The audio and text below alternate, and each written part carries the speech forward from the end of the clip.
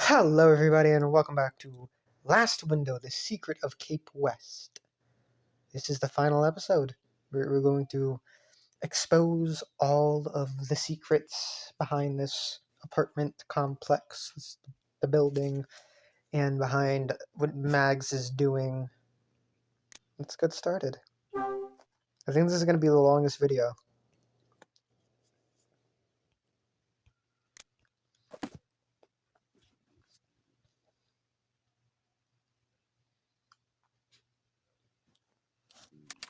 Chapter 10, December 26th, 1980. It's still the 26th.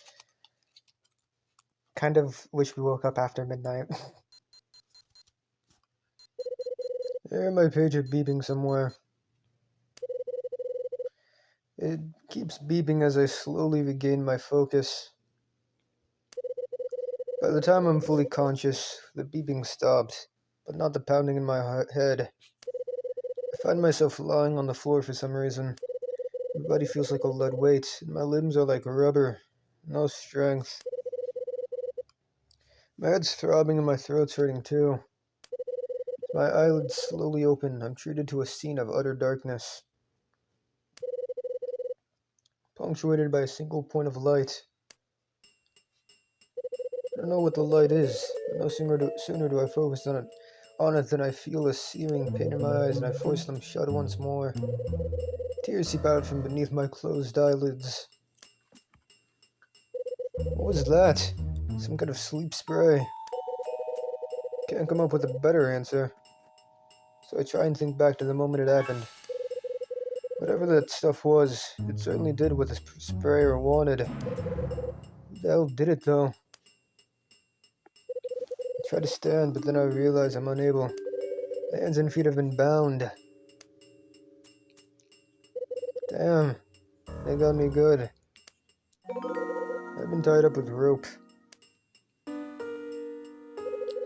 As I try to endure the pain from my eyes and my head, I attempt to lift my eyelids. I manage to focus on a dimly lit room. I regain my sight and manage to get myself into a sitting position. I look around. The light I saw before is a flashlight. Must have dropped it when I blacked out. Great. Now what? Not sure I'll be going anywhere like this.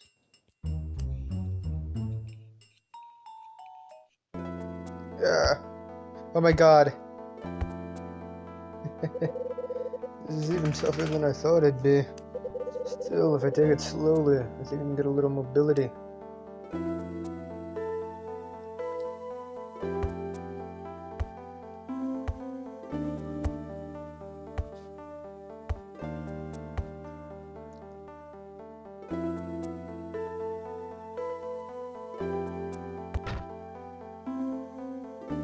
There's a vase on top of an unsteady-looking table. I think I managed to shake the vase a little.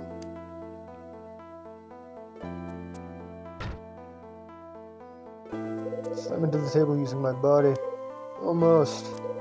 Just a little more.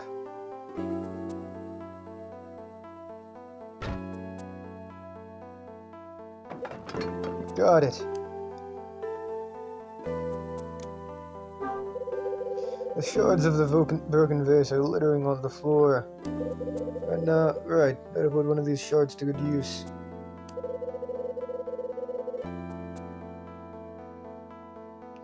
I stretch one of my fingers from beneath the rope and snag myself a shard. Come on. I sever the ropes binding me with the shards.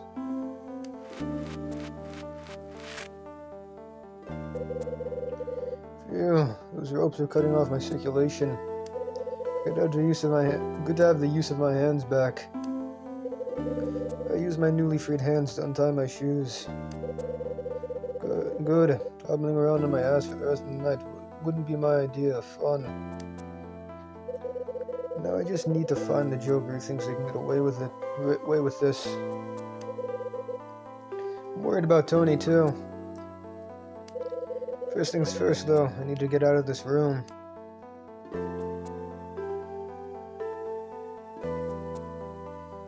Oh, hey.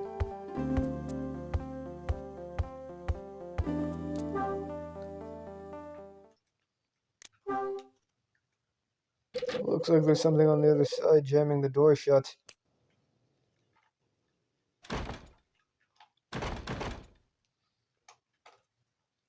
Crap. I'm trapped in here. What the hell am I gonna do now?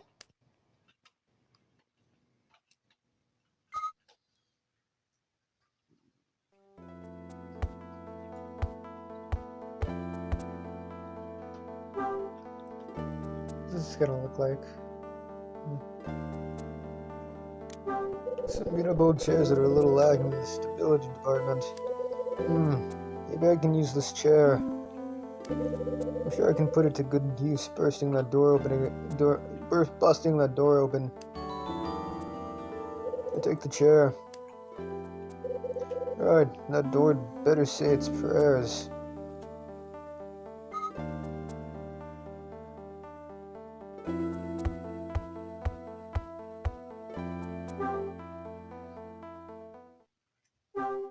Chair. Time to try this chair out on the door. This is kind of funny. It's having a chair in my inventory.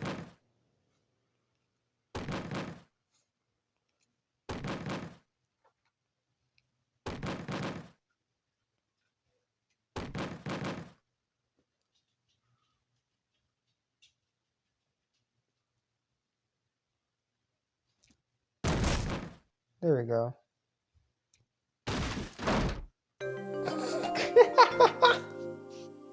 That's funny. Looks like that did the trick.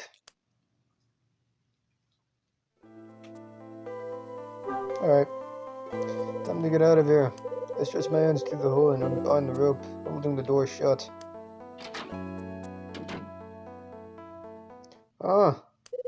Down by my feet is the debris from the broken door. What's that? Something's lying on the floor beside the number plate for room 406. It's a piece of the door with the word manager written on it. So room 406 belonged to the manager, huh? This is getting interesting.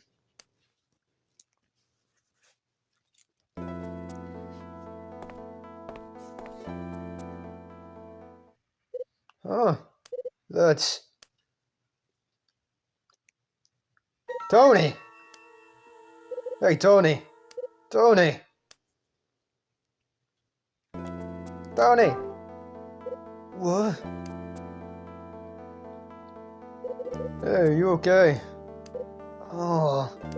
Hyde, is that you? Hang in there. Don't rub your eyes. Right. My throat and my eyes feel like they're on fire. My head... Who did this to you? I wish I could tell you, man. I was going past the elevator and all of a sudden something sprayed into my face. Knocked me out cold. I didn't even feel it when I hit the floor. You're hit with sleep spray. Just blink a lot. I don't believe this. Son of a... I'm in agony here. I think it's law enforcement grade stuff. You're lucky you've been out for most of it. Just grin and bear it. You're not dying, you know. A little more compassion would go a long way, man. Yeah, well, it wasn't just you that got taken down. They got me, too. Same routine with the sleep spray and everything. What? They got you, too? What the hell is this? Just after you left, they sprayed me, knocking me unconscious.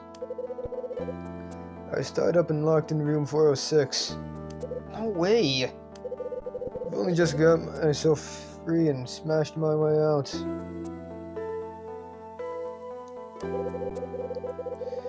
You don't seem phased. Guess this kind of thing happened all the time back on the Force.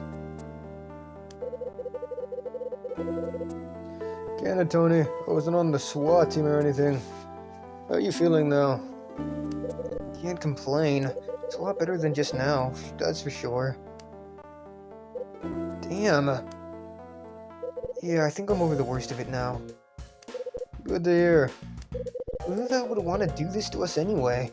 Well, I guess it's somebody who doesn't want us closing in on the Scarlet Star.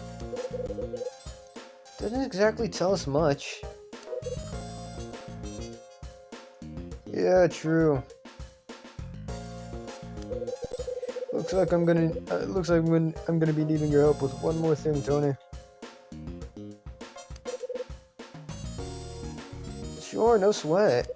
We've gotta get our heads straight and get back in the game here. I wanna know who it is as much as you do. Let's go get him. That's the spirit. Right, I just remembered. Did anything happen to the safe? Same as when you left. You need to get back there for another look. Time to like the present, let's book it. If anyone tries anything again, let's see them try and sleep spray my crowbar. Where is that thing anyway? It's over there on the floor. So that's your little friend, huh? I picked the crowbar up off the floor. Right, let's get this thing done. Right.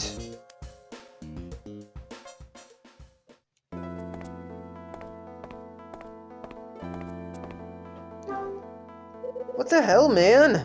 You really did a number on that door. That face is so funny. It was nothing special. Oh man! What? What's so strange? Nothing. I just think it's very you, that's all. What's very me? What I did to the door was nothing compared to you when you're drunk. Some things don't change, huh? That's harsh, man. Alright, let's do this. Yeah.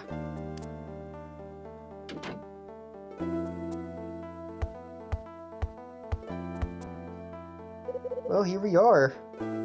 Time to get that safe open, Hyde. Alright. Get it open if you don't interrupt me, man.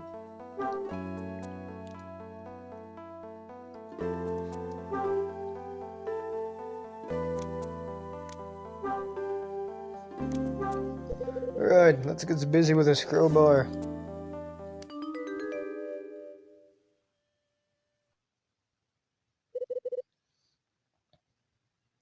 Okay, let's do this. Push the bar down on 3, okay? 1, 2, 3. Okay. That was really cool how that looked. Got it.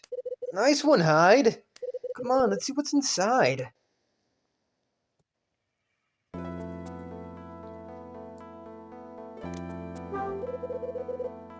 There's an old safe next to the wall. The door is broken off. So, did we find anything? Hold your horses, I'm still checking.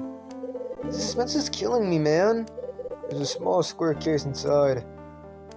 A case? Better take a look inside. This is it. Let's get that thing open and take a look at all that. Nothing. Nothing, he says. What the hell have we wasted all our time for then? Damn thing's empty.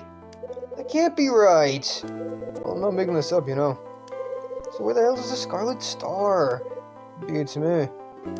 Talk about disappointing. Oh man, after all that? Yeah, tell me about it. Hey, wait a minute. Take a look at the door. What about it? Well, look at how thick it is. Pretty good security for a safe with nothing in it. Yeah, that's almost unusually thick. I thought we'd be rolling in it by now. Hang on.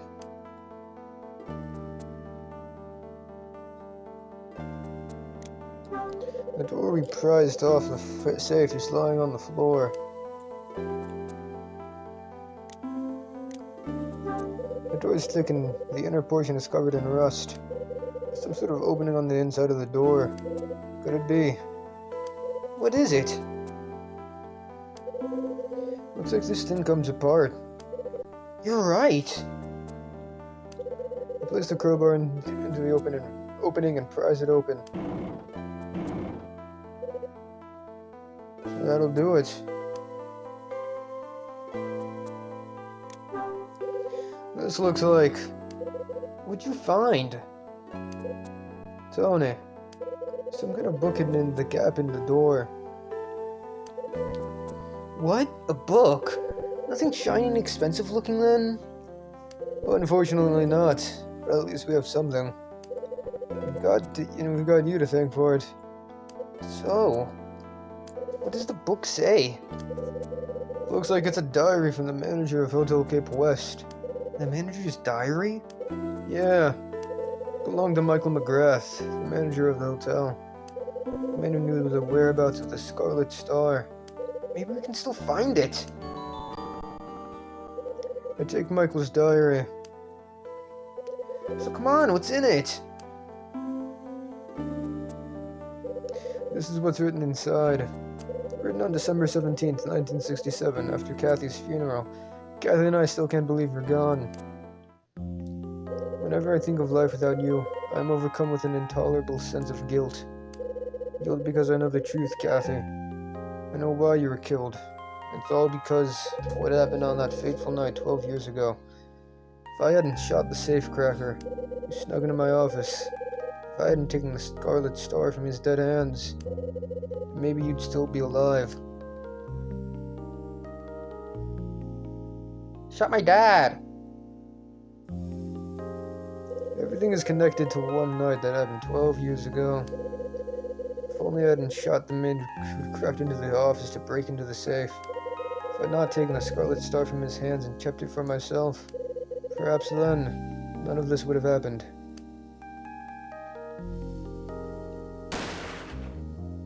Chris, no!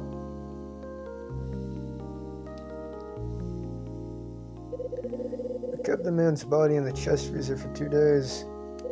Then I had my computer take it to a downtown parking lot and dump it there. The blood-stained room was then converted into a guest room. It was made off limits from then on. Barely a day goes by when I don't think about what happened that night. When I closed the hotel, my plan was to sever my ties with Condor as well. George said the only way to escape Condor is to completely disappear. Of course, you're well within your right to do so, but remember this. You can't overlook certain things while we're friends. I can overlook certain things while we're friends, but not when we're strangers. But George knew. He knew about the provisions I'd made in order to start my new life. He knew what had become of Scarlet Star. I expected some sort of retribution, but Kathy, I never imagined it would result in your life being taken. Now that you're gone, the reasoning behind taking the Scarlet Star has gone too. George took your life. He even had the audacity to come to your funeral. Kathy, I now know exactly what I have to do. I have no intention of handing the Scarlet Star over to George. And absolutely no intention of forgiving him for what he has done either. You can rest easy, Kathy. You will be avenged, I promise.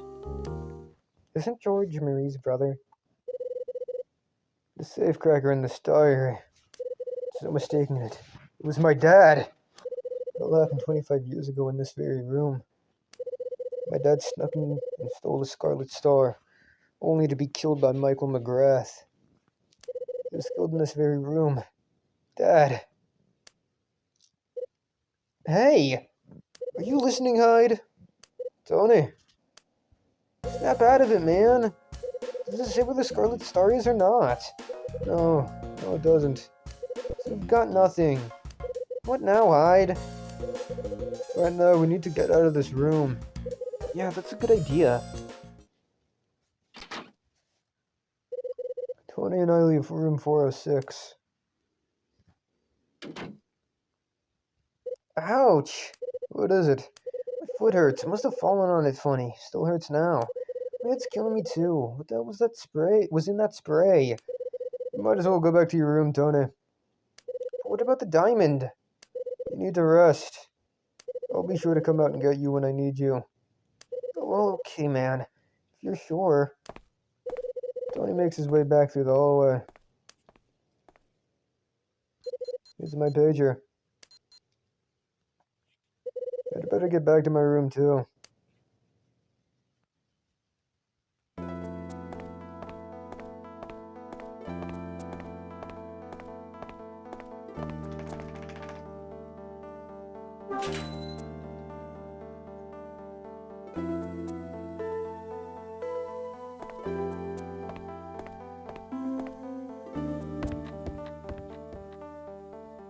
So we found out how Kyle's dad died. Where am I going to trying to go to 302.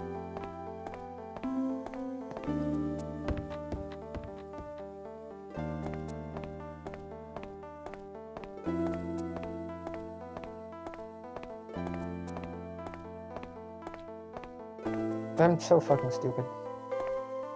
Sorry, I'm a bit tired right now.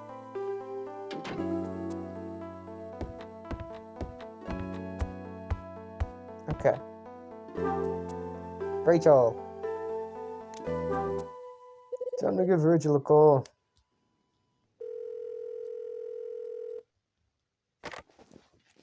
Red Crown, how may I help you? Rachel, it's me. Is everything okay, Kyle? I've been trying to reach you for ages. Yeah, I got caught up in something.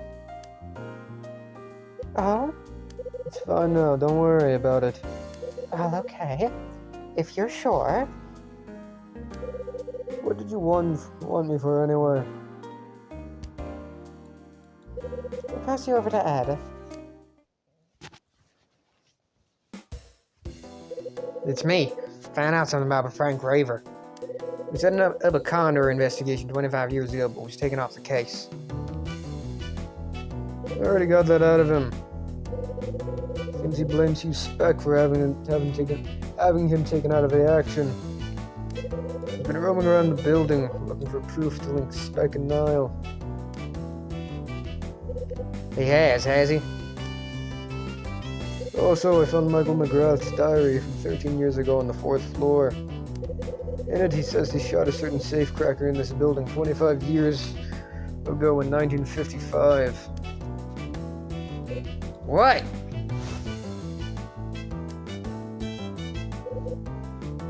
Hold on.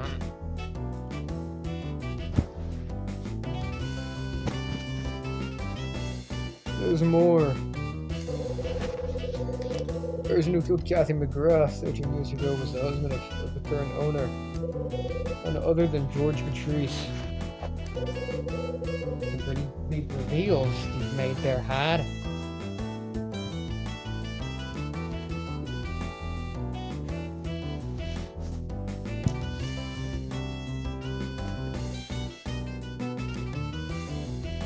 It certainly answers a few questions, but it seems I got a bit sloppy too. Just a while ago I was rendered unconscious and tied up. What the hell happened? Yeah, I was investigating the 4th floor and somebody sprayed me with sleep spray. That's pretty serious. Seems you managed to get yourself out of it, though. Yeah, just about. That's still killing me, though. Seems there's somebody in this place who doesn't want the 4th floor investigated. Got any ideas who could have done this to you? Yeah, I've got a pretty good idea. What's your next move? Let's just say that person and I are gonna have a little talk.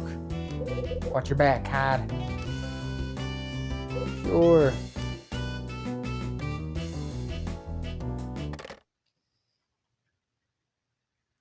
Okay, time to go and get some answers.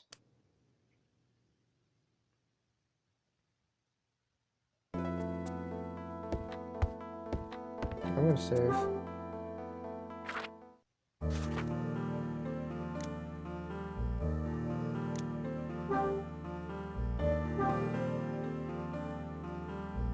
Another 15 years to save.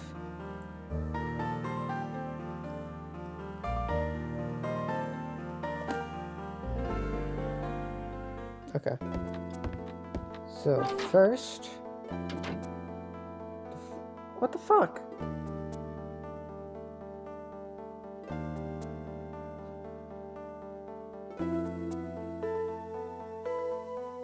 Okay.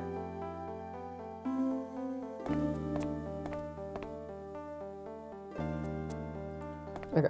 First things first, we gotta talk to Mags.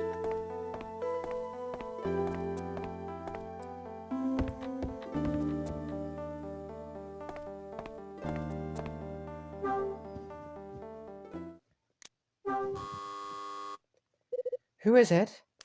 I hear Mags' voice from inside a room. It's Kyle Hyde. Oh, Mr. Hyde. Why so surprised? I'm not surprised. If you say so. Now open the door. I got something I need to talk to you about. Now's not really a good time. I don't want to see anyone at the moment. Don't want to see anyone. What's wrong? Was it something I said? Please don't misunderstand, Mr. Hyde. I know what you did. All of it. Now open this damn door. No, I won't. I have no intention of letting you into my room ever again. I've also made certain discoveries. I know you stuck in here and stole the key, for example. What? Of all the things to take.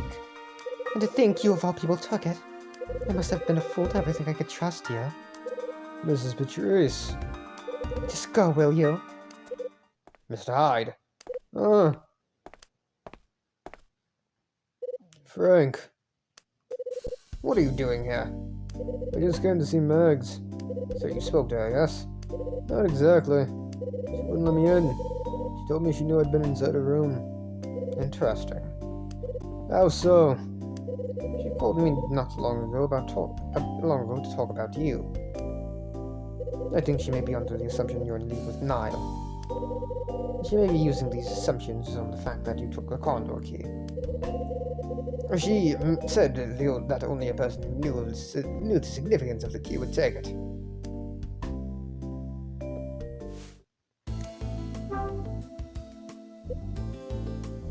Frank. Why did Mags want to talk to you about me? Perhaps because she knows I used to be a detective. She clearly trusts me. That's not what I asked. No? What was it me she wanted to talk about? I thought I made that clear a moment ago. She believes that you were working for Niall as you stole the key. But it doesn't make sense.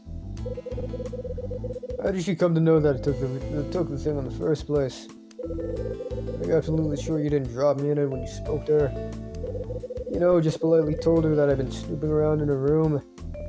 You watch your tongue. I told her nothing of the sort.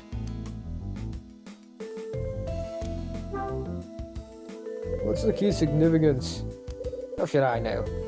After all, you know far more about the damned key than I do. And you've been spending more time up on the 4th floor than anyone. Didn't you find anything that looked like this key could be used up there? Not yet. It's only halfway through my investigation. I didn't get the chance to finish it because I was attacked. You were what? Yeah, I let my guard down for a second. Hit me with sleep spray. Tied me up and locked the door. Got myself out, but I never caught a glimpse of the attacker's face. Would attempt something like that. My guess it's somebody who got jittery at the thought of me being on the 4th floor. They're willing to do just about anything to keep their secrets hidden. Mr. Hyde, I don't think it could be. Right. There's only one person it could be. What you told me is true, and she thinks I'm working for Niall, I'm sure of it. Why didn't I realize it sooner? Indeed. Oh dear. What is it? I may have made a terrible mistake, Mr. Hyde. Mistake? About what? When you told me that it was Michael McGrath's son of all people that sent you the order to go searching for the Scarlet Star, that's when I chose to hint that Michael McGrath kept his secrets hidden somewhere. Like in a diary. I thought this was a chance to utilize your expertise in assisting me in finding evidence to expose Hugh Speck in his corruption. However, this may have caused Mrs. Patrice to question her trust in you. It seems I didn't think this through properly. Come on, Frank. Don't flatter yourself. What? You think I was just doing what I was told? I wanted to look around the building, and that's exactly what I did. The reason I did it was to uncover the truth of 25 years ago. Simple as that. The truth of 25 years ago? Do you mean to tell me that you're not looking for the Scarlet Star? Oh, I'll find it all right. But only because it'll be instrumental in uncovering the truth I'm looking for. What are you so keen on finding out about 25 years ago, Mr. Hyde? I want to know about what went on in the manager's office, about the safecracker's death. What? You got something to say? No, it's nothing. Yeah, well, your face is telling me a different story. If you've got something to say, now would be the time to say it. I'm feeling a little tired, Mr. Hyde. I think I'll head back to my room now. Not so fast, Frank. Are you implying I'm running away? If you're keen on hearing more about 25 years ago, feel free to join me in my room. Let's go. Frank finishes speaking and heads upstairs. His face went whiter than a mine's when I mentioned my dad. So Frank's gonna tell me about what happened 25 years ago, is he? Wonder what he knows.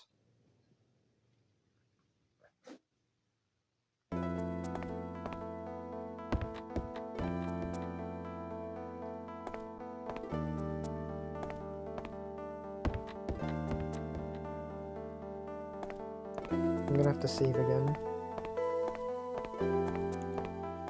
Did we get to yell at an old man today?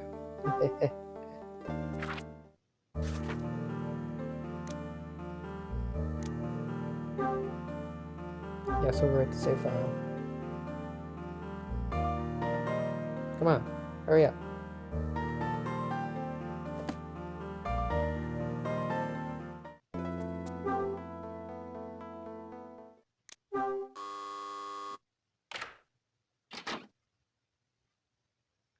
Mr. Hyde. Well, here I am. Now talk. Of course. Please come on in.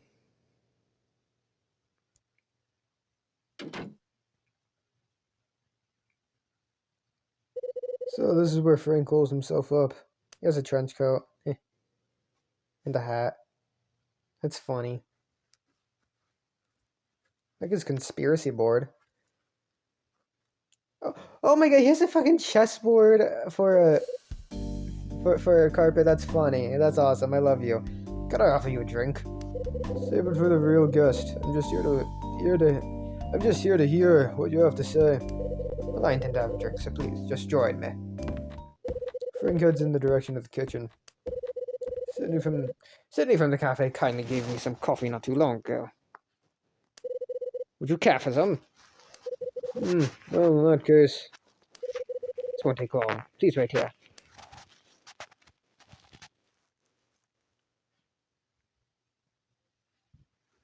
Looks like a family photo. Sorry to have kept you waiting. Frank places 2 cups of coffee on the table. It smells pretty good. Now that I think about it, you're the only person who's been in here and had coffee with me. What about your family? My wife passed away 10 years ago after a lengthy battle against illness.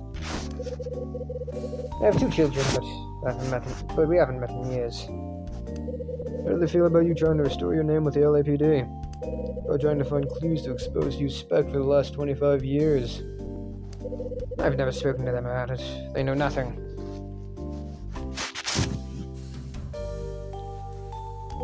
Why not? No sense in keeping the problem all to yourself. I'm sure they'd support you. After all, when you spec had you removed from your post, they had to support you then. Don't you think they have a right to know? You dare try to tell me about how to treat my family. No offense, but if I had to die like you, I don't think I could stand it. It's my 2 cents, though. You clearly don't understand at all, Mr. Hyde. I didn't leave my family in the dark all this time just for the sake of my own pride. There's more to it than that. 25 years ago, during the Condor case, my name wasn't the only thing lost. The mess that Hugh Speck caused also resulted in someone's death. Whose? The same man you've been looking into, the safecracker. What? So, Mr. Hyde, would you care to tell me how you came to know about that man? Who told you about him? Well, Who told you? Tell me. Michael McGrath's son told me about a man who crept into the manager's office and... I see. I think it's about time you talk straight with me, Frank. I want you to tell me about the safecracker who was killed here 25 years ago. Tell me everything you know. Come on, Frank, you just told me. Said that this person had gotten involved in the case you were working on. Aye. Tell me.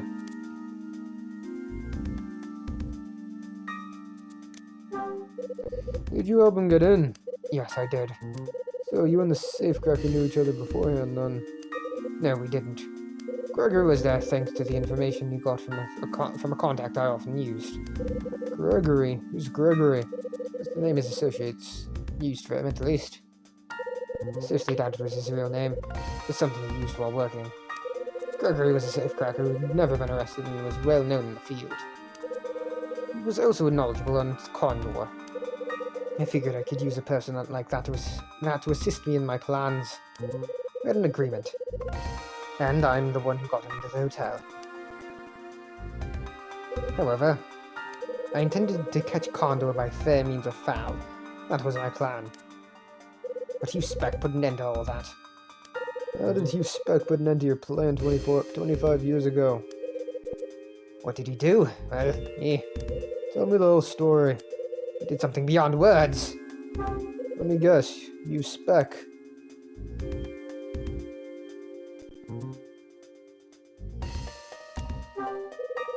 Hugh Speck told Condor about your plan. That's right. That was also why Gregory was silenced. That night, while I was waiting for the word from Gregory, that's when it happened to me too. Frank. What? Enough beating around the bush. Excuse me? I need you to tell me exactly what you were planning to do 25 years ago. All of it. What do you mean? I thought I made myself clear from the start. What I need to know is precisely what's happened with the safecracker 25 years ago. You know the truth behind the death that occurred that night, and you're gonna tell me. You win, Mr. Hyde. I'll tell you what you need to know. But on one condition. I'm listening. If you really want to hear the whole truth, you'll have to make me talk. What the hell's that supposed to mean? Well, I would have thought an ex-detective like yourself would have known. It's time you demonstrated to me exactly how much you want to hear the truth. If you expect to get anything out of me, you're going to have to work for it. If you choose your questions well, I'll talk. I'll tell you everything you want to know. But if you aren't able to ask the right questions, our little chat stops here. You got yourself a deal.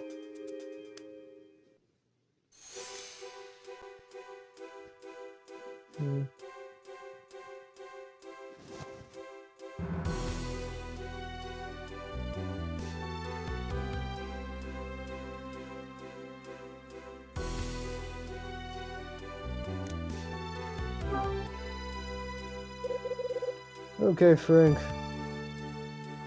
Let's start with this.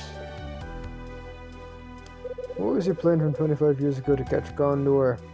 Well, I decided there was only one way to bring Condor to justice. That was to catch him in the act. Skilled as the Condor group was in conducting systemic jewelry thefts, they were also adept in turning their acquisitions into near untraceable cash. I'd found out from a staff member that Hotel Cape West was being used to sell the stolen wares on, and that the jewels were being kept in a safe in the manager's office. If I could positively identify that the jewels being stored there were what Condor stole, I would have all the proof I needed to drive the final nail into Condor's coffin. So that's why you enlisted Gregory's help to crack the safe. You wanted him to make his way into the manager's office and remove the jewels, right? Precisely. The plan was to have him break into the safe, extract the contents, and send me a signal. Then the police would arrive at the office and confiscate what he extracted. Well, that was what we planned, at least. What kind of signal had you decided he should send you? We planned to use that window. The window? Yes.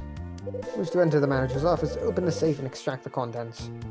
Once he'd got the jewels, he was to go to the window and use his flashlight. This would let me know that things had gone according to plan. The police that had been standing by could then raid the premises. The problem was that something went wrong with the signal we had agreed on. Gregory just disappeared, so we never went to the building.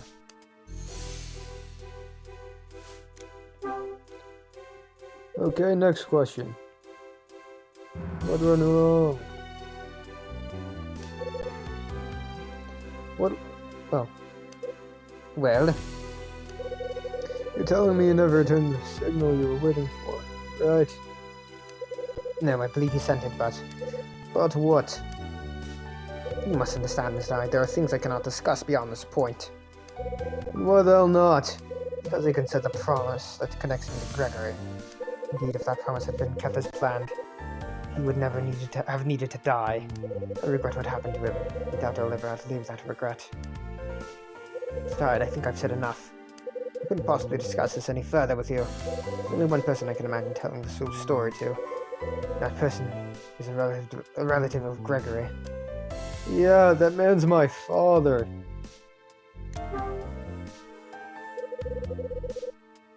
What kind of agreement did you have with Gregory? He was intending to leave the world of crime behind and start afresh. But he wasn't able to break his ties with his old good acquaintances. So I made him a promise. If he lent his talents to assisting me with my investigation, I would make certain incidents from his past go away. And the police force would ensure that all ties he had to his past were severed. And did Biden agree to your proposal? Not at first. He seemed to be somewhat against the idea. In order to gain his trust, I needed to take a different approach. And as an act of good faith, I gave him something he'd find difficult to refuse. What was it? I handed him the keys to a new car. It would serve as a kind of advanced payment. What? There's no need to act surprised. It was commonplace in operations like this. It's the sort of thing we did back then for people who assisted us.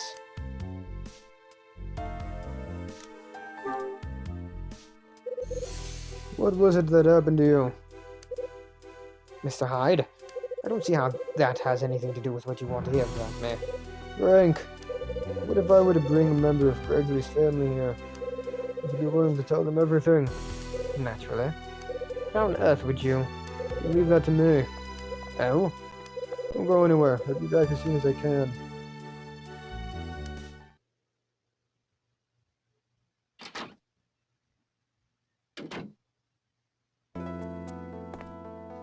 I had to go back downstairs.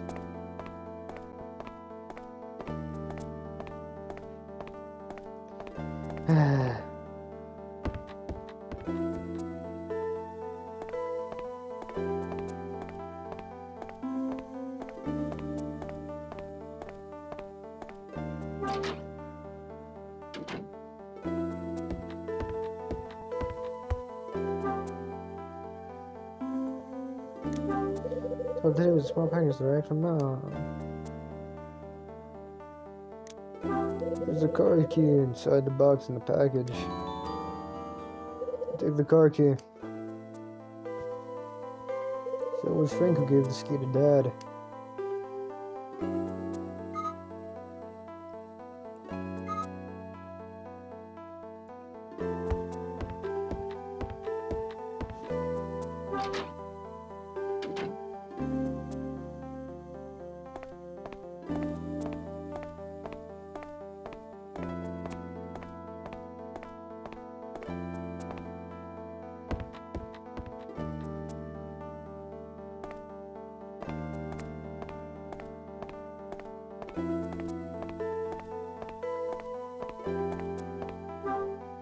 Can you just walk in? Yes, okay.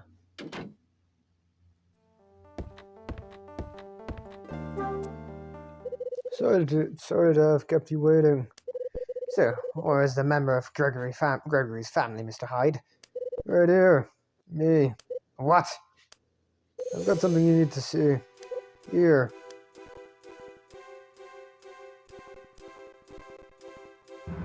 This is... Yeah, this is the same car key you gave to Gregory 25 years ago. It was discovered on the body of a man in the downtown parking lot not long afterwards. This is one of the items my dad left me.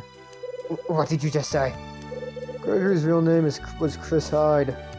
25 years ago, after deciding to wash his hands of crime, he left the house on his final job.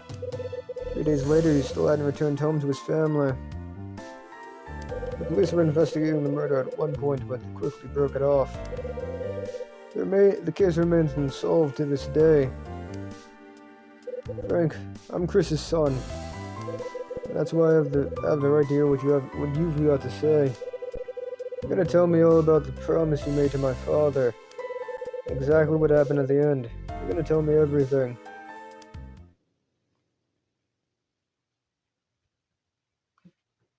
To get the proof I needed to expose Condor, I made Gregory a promise 25 years ago. From his point of view, this job posed considerable risk. He agreed to take on the job knowing it would be his last, for the sake of his family. When we made our promise, he looked me directly in the eyes and said, "Can I really trust you?" I didn't answer, but just nodded. I never intended that nod to be a lie, but... What happened?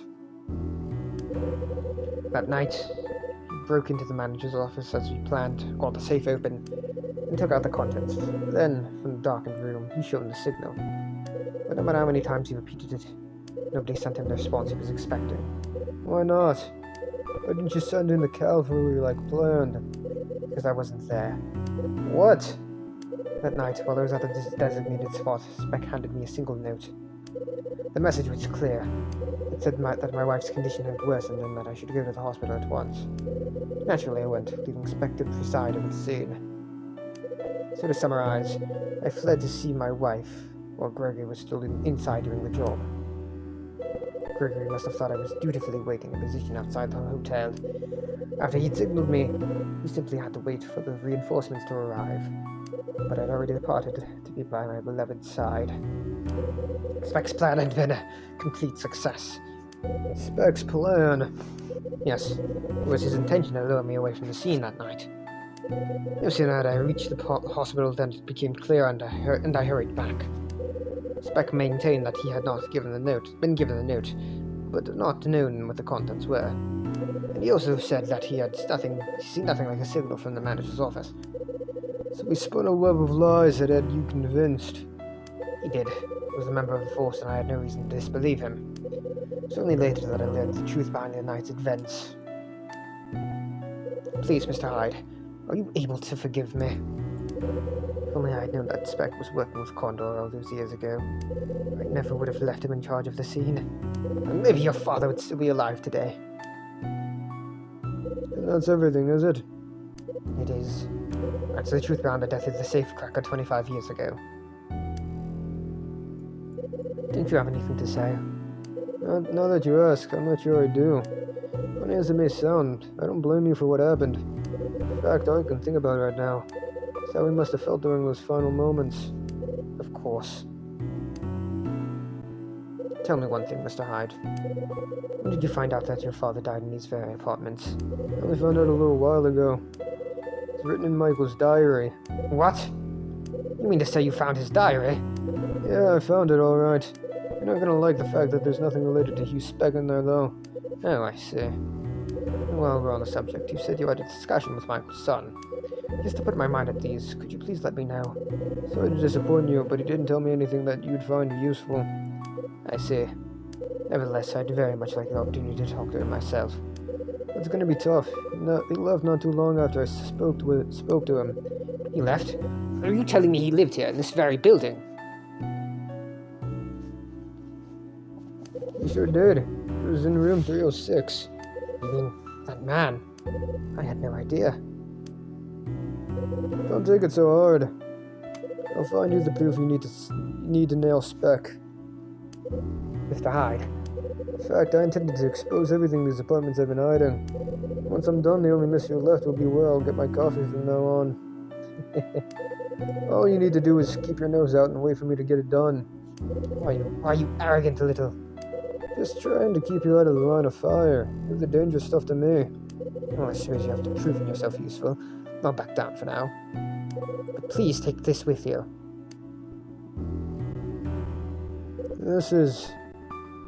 It's the other half of the torn postcard I got from Will. I take the postcard piece.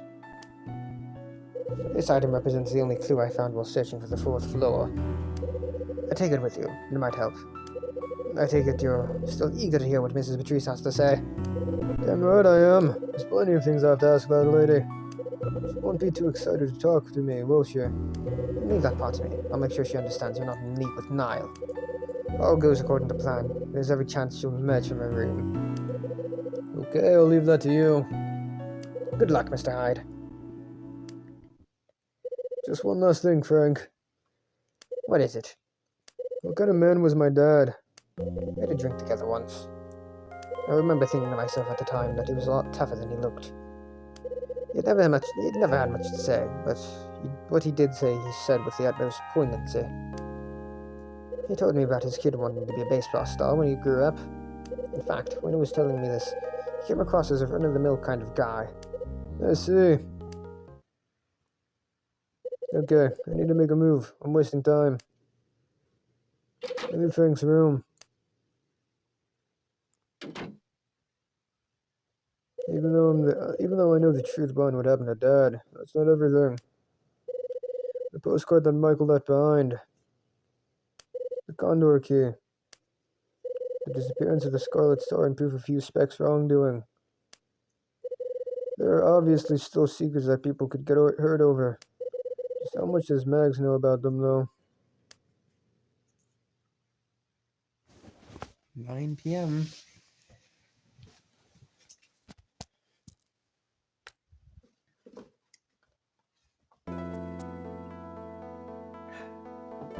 Hi, dog.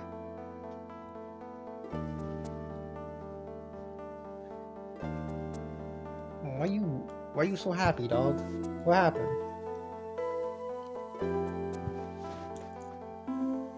I don't know. wrong thing.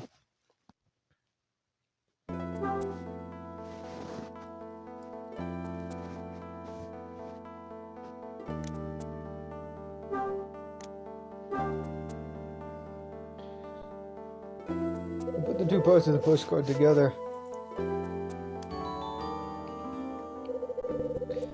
I've now got a complete postcard of the moon.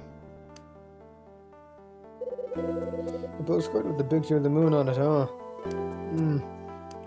There's something written on the back. Looks like some sort of code.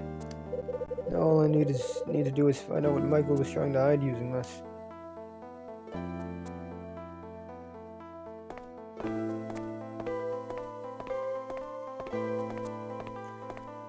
I go to the first floor now.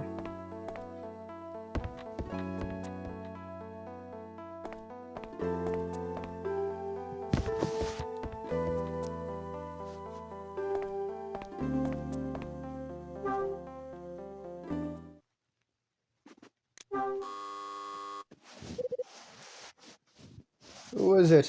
Who is it? Hear Mags' voice from inside her room. We need to talk, Mrs. Patrice.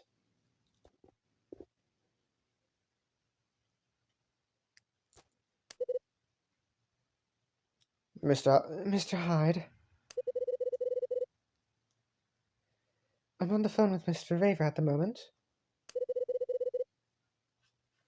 What do you need to talk to me about?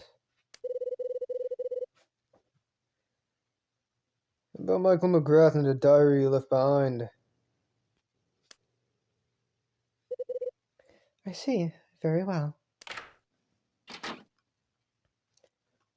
Please come in.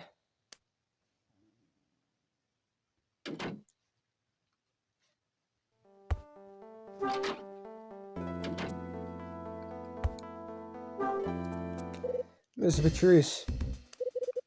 Yes, what is it? I never thought you could do something so underhanded. I could say the same to you, Mr. Hyde. Why? Why? Why'd you do such a thing? Why'd you do such a thing? I thought you'd have realized by now I'm not working for Niall. And explain to me why you were on the fourth floor and why you took my key. How'd you even know I'd taken it? Because I cannot think of anybody else who would have done so, that's why.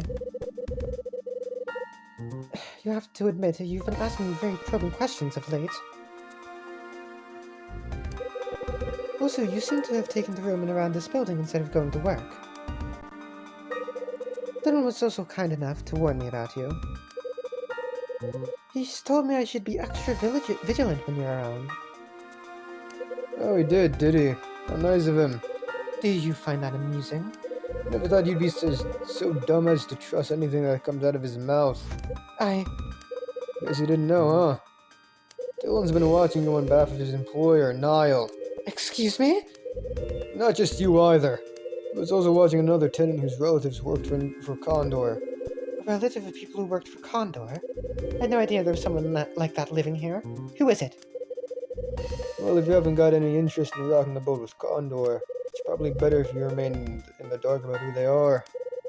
Dylan left without causing any fuss because you were unaware of his true identity. That's a very good point. But there's still something I don't understand. Yeah, and what might that be? You, Mr. Hyde. I still have no idea about you. Exactly how do you figure in all this? Me? Well, 25 years ago, a safecracker was killed in the manager's office. It was my father. I beg your pardon. Like I told you before, my dad was killed when I was 9 years old. 25 years ago. He had to go out on one last job before going straight. 3 days later, his body was picked up in a downtown parking lot, and the case remains unsolved. He got caught up in a police investigation to uncover Condor's secret fencing operation at Hotel Cape West. And it was there that he was killed. I only found all this out after you gave everyone the eviction notice. How exactly did you come to know all this? I got my information from a person connected to Condor, who lives in this building. They told me that my dad came in here to steal the Scarlet Star, but he was killed and the gem simply disappeared. Scarlet Star? After I'd found that out, I made my decision. I would expose everything about this building's hidden past. So that's the reason you came in here and searched around, I suppose. Right. Why'd you buy a building that was marked by Condor? Then why'd you suddenly decide to sell up? These are the things I need answers for. Tell me everything you know. Just how much do you know about Condor? I've got no interest in talking about such things. Please don't ask me anymore. Listen, Mrs. Patrice, you can't just ignore this. I'm gonna get an answer from you. Why are you so afraid to explain things to me?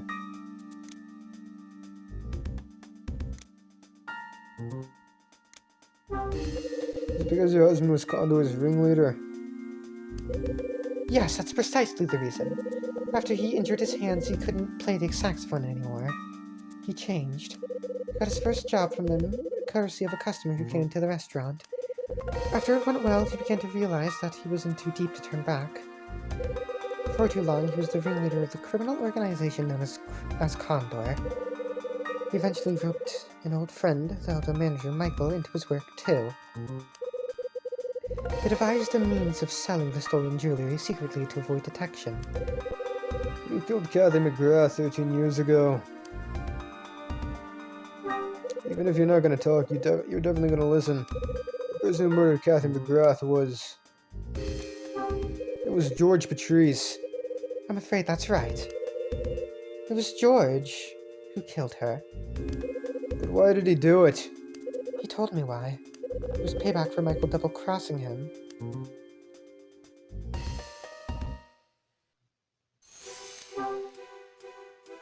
How did Michael and George manage to sell the jewelry secretly? George didn't take the stolen goods himself, but entrusted them to Michael. Michael stored them in a safe inside the manager's office. Once a buyer had been found, George would get in touch with Michael, and cash would be exchanged for the jewelry when the buyer came to the hotel. George would then take receipt of the cash immediately and receive his cut. So the purpose of the parties held at the hotel was... So the hotel parties were held to find people to buy the jewelry. Exactly. The party would be held from time to time at the hotel. There, potential buyers would gather and the process would begin in earnest. So I imagine the actual goods are exchanged in one of the guest rooms, right? No, Mike was very clear about that and would never use the guest rooms. Instead, there was a hidden chamber for this very purpose.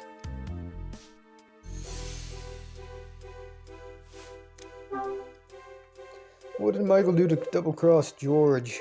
No sooner had George received word that the hotel safe was going to be broken into, then he contacted Michael to let him know. At that time, there was still an item inside the buyer, that the buyer had not been found before. It was the Scarlet Star. Michael received his orders, and when the intruder arrived, he shot him there in the office. He then stashed the corpse in a hotel chest freezer where it stayed for 2 days. Then it was taken out and dumped at a different location when it was safe.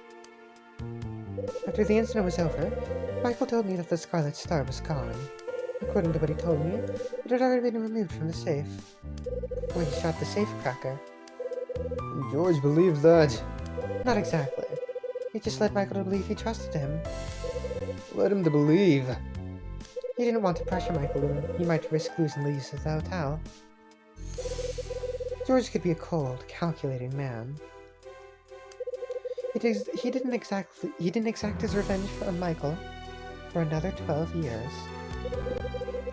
So the reason he chose to wait 12 years before getting his revenge was because...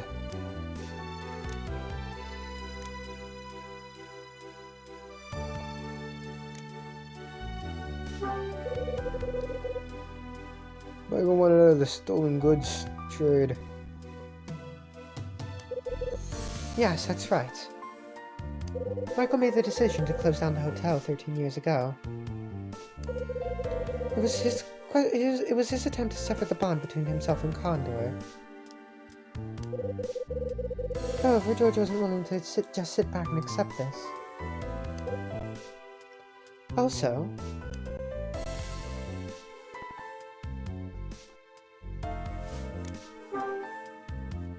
where is this hidden chamber that was used to sell stolen goods? that's something I'm totally unable to help you with. Even when the building was undergoing renovation, no such room was found. I see. Listen carefully, Mr. Hyde. The key that you took from here,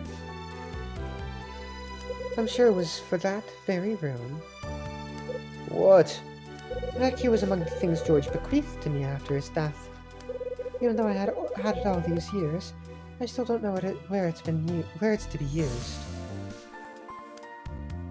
I assume that your main focus now is to discover where that hidden chamber lies, correct? Absolutely. It can't just have disappeared from the building. I wonder if you're right.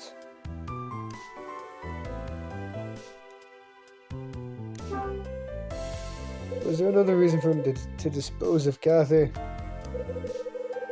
Yes, it was because he had grown tired of Kathy's company. Meaning? George and Kathy had been intimate. An act which had betrayed both of us.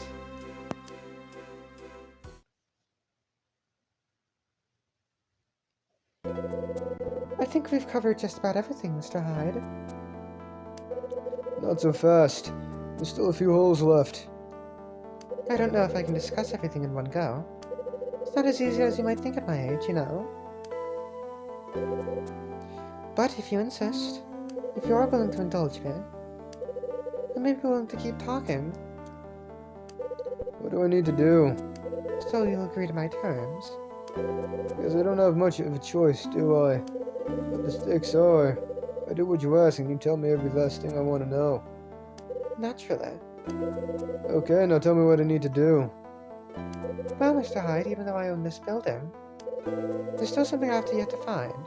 I want you to find it for me. Could I be a bit more specific? Come on, Mr. Hyde, I'm sure you know what I'm referring to. Fine, have it your way. I suppose I should give you a hint to go with it.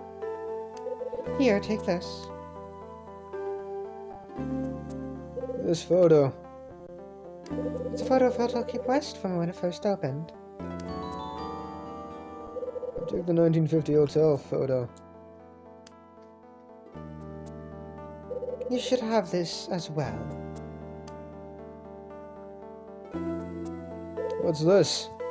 It was one of the things George left behind. I take the small key. Finally, there's this. A found it in George's things together with a key. It appears to be some sort of sketch on the 4th floor. If you look, it has 6 red circles marked on it.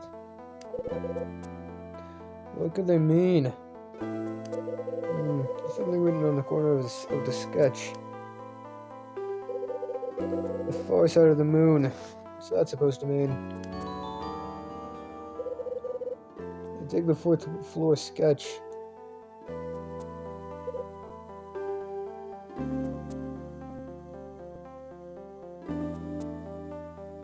Hold on. Mr. Hyde, how you use those things is entirely up to you. Yeah, I kind of figured that part out myself. Leave it to me. I'll find what you're after.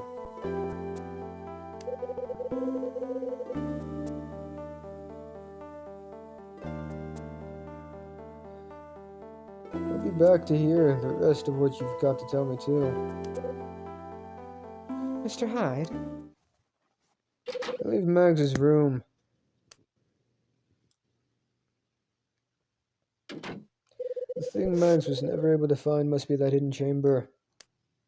Looks like I'm drawing closer to what I've been looking for. The clues are in the sketch, the photo and the key. Now that I think about it, this isn't the only photo of the hotel I have. Maybe I should compare them side by side.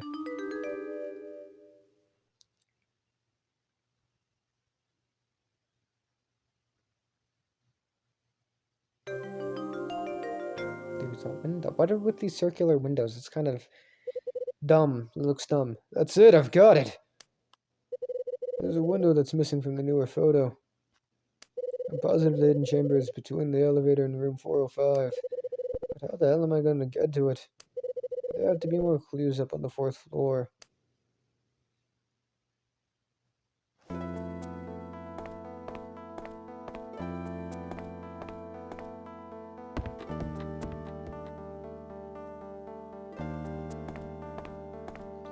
Okay.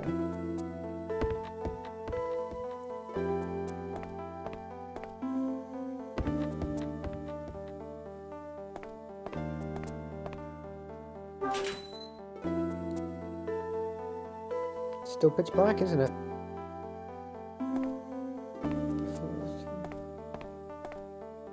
Hold on, I want to go in order. Oh, hey.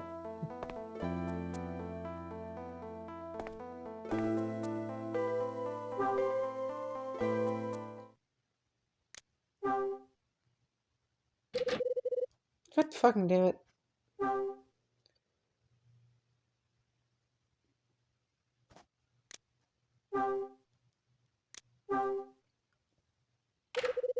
Take out the 4th floor keys and lock room 401.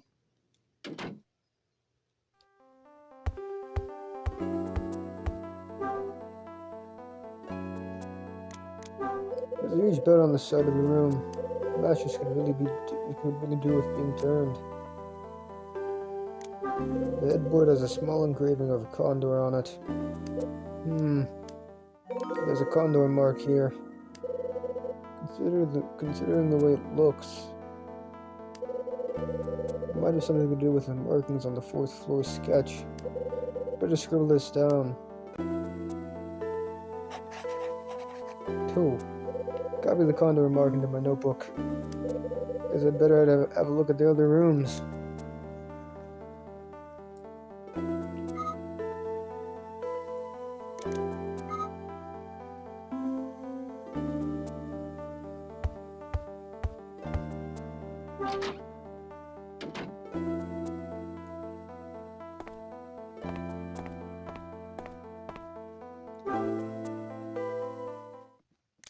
Is it gonna be locked?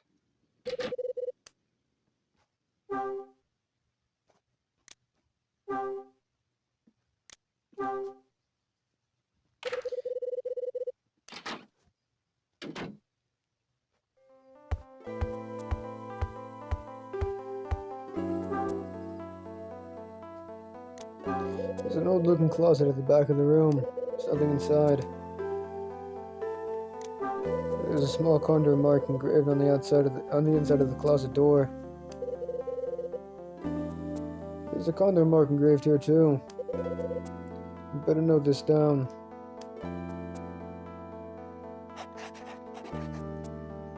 I copied the condor mark into my notebook.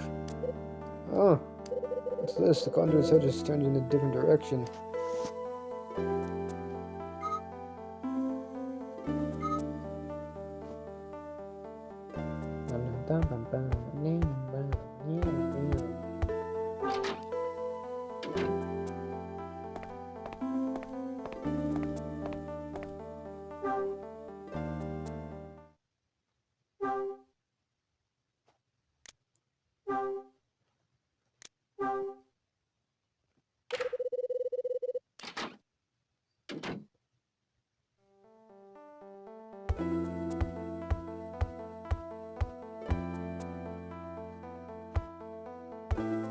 Investigate. This chair is dirtier in some places than others, not that any of it is clean. This wooden chair, the leather covering's gotten pretty tattered and worn. There's a small condor mark engraved on the side. There's a condor mark engraved here too. Better note this down. Copy the condor mark into my notebook.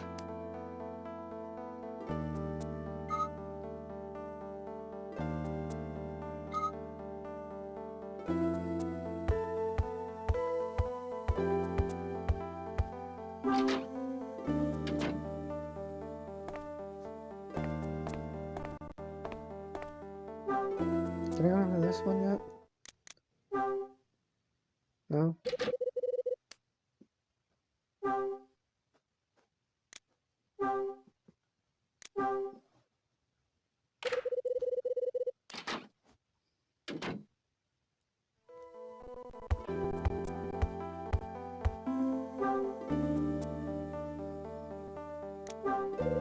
That's not what I...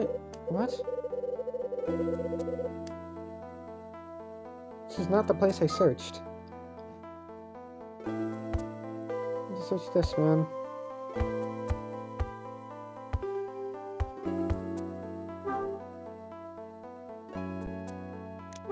The dresser is in desperate need of some attention from a feather duster.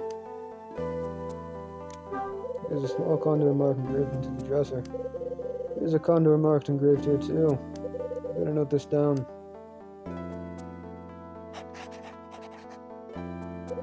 I copied the condor mark into my notebook.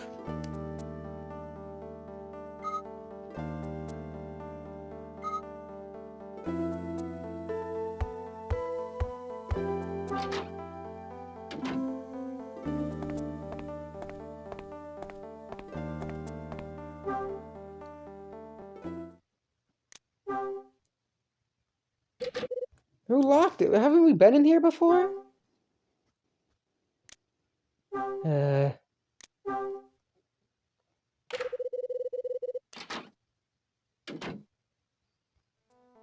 Yeah, we've been in here.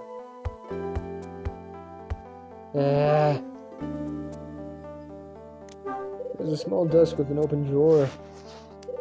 There's nothing inside. There's a small condor mark engraved on the side. There's a condor mark engraved here too. Better note this down.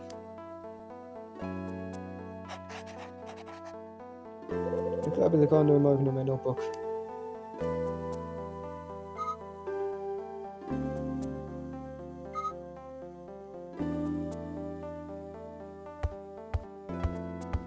Why did I go that way? What?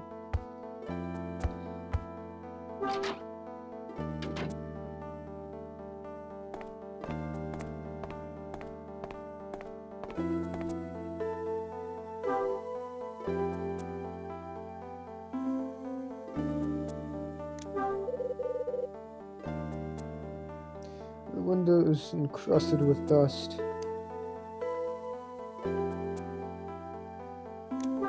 There's a small condor mark engraved into the window frame. There's a condor mark engraved here too. Better jot this down.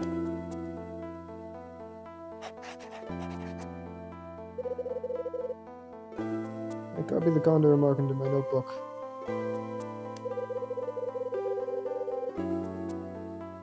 looks of my notes, all the condor marks have pointed in different directions. Okay, it looks like I've got all the circle marks that were indicated on the sketch. I have to try and figure out what the 6 condors mean. And also to try and work out what that note on the sketch was for.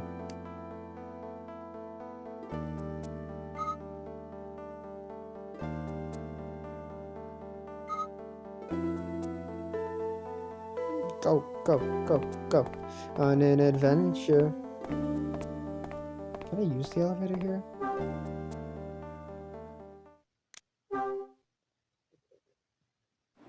Holy shit, I can.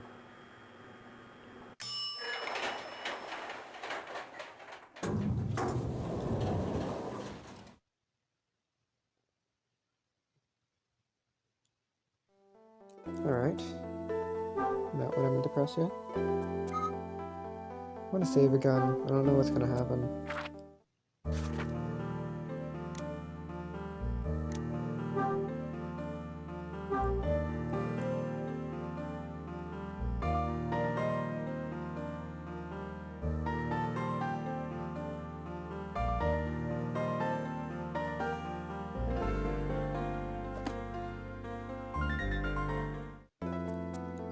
Okay.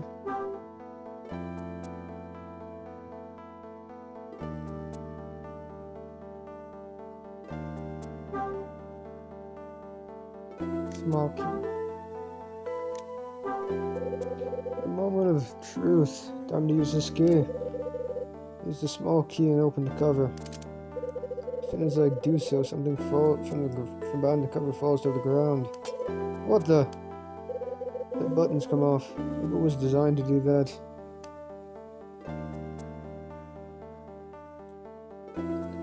Okay. 3. Press the elevator's 3rd floor button.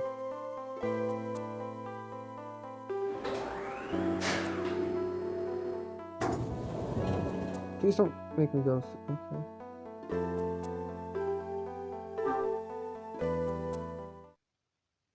Please.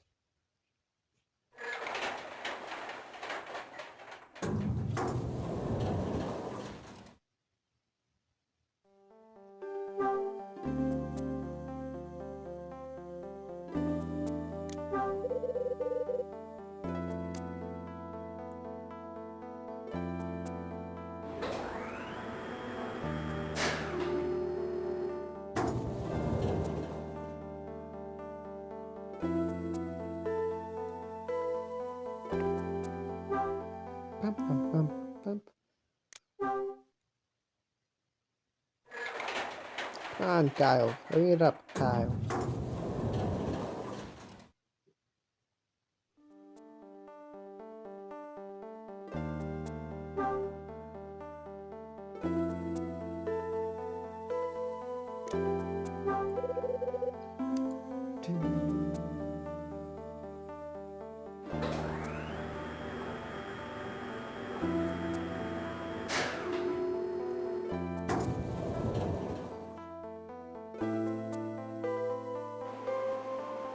Wow.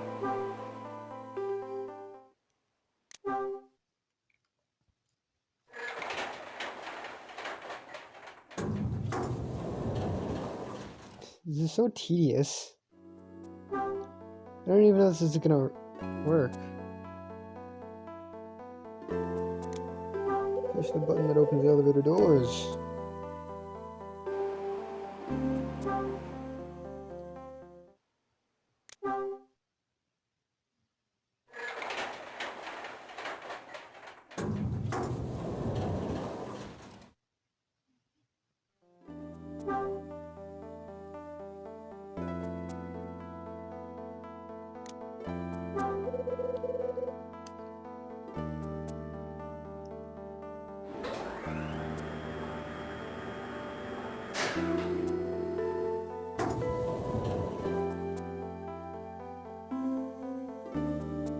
Okay. I think this is the last one I need to do.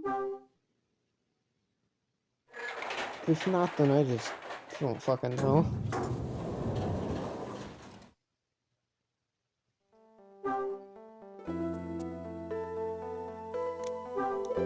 that closes the elevator doors. Do I need to press that first? Oh my god, there's tiny switch in the placement button. What's this? Looks like some sort of control switch. I switch it on. Oh my god.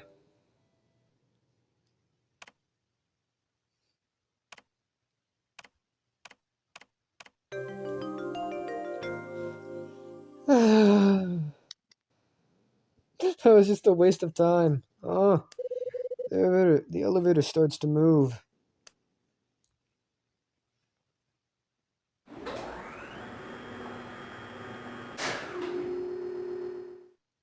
Wait, it stopped. Where is this? Looking at the dial, it seems I've stopped between the 4th floor and the roof. Why is it stopped here? Oh, what was that noise?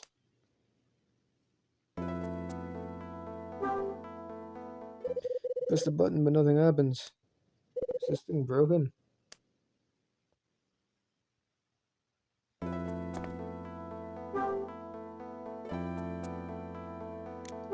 There's an L-shaped bench in the corner of the elevator. A small latch is opened up on the side of it.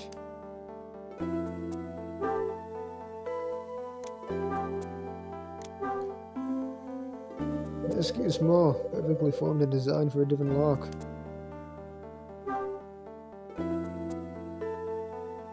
Oh, Condor key. Right.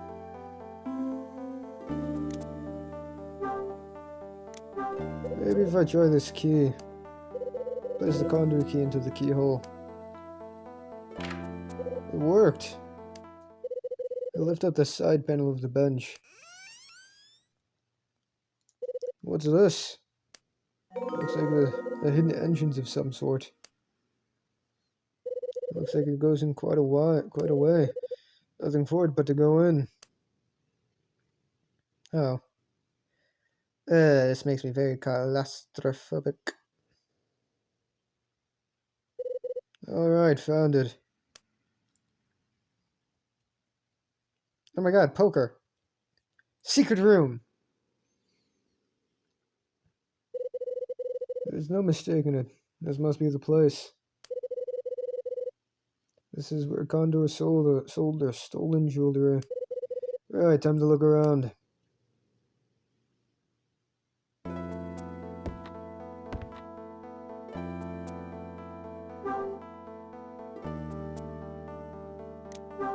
A load of papers are scattered about on the desk.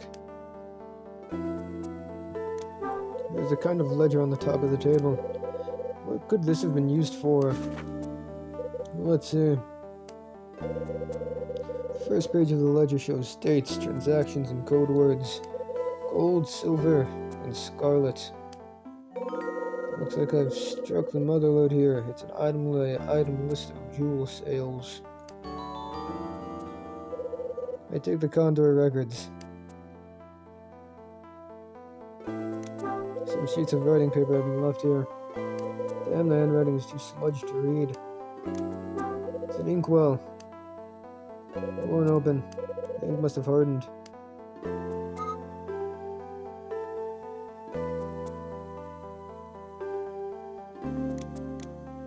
A large wooden desk with a drawer. I'll see what's inside. Inside the drawer is an old brown envelope. Is there something inside? What's this? Out of the envelope comes a small metal badge. At a closer glance, it appears to bear the words Los Angeles Police. It's an LAPD badge. Why the hell would something like this be hidden here? There's something else hidden in the envelope. There's something else inside the envelope. Out of the envelope comes an old photo. The photo shows 3 men.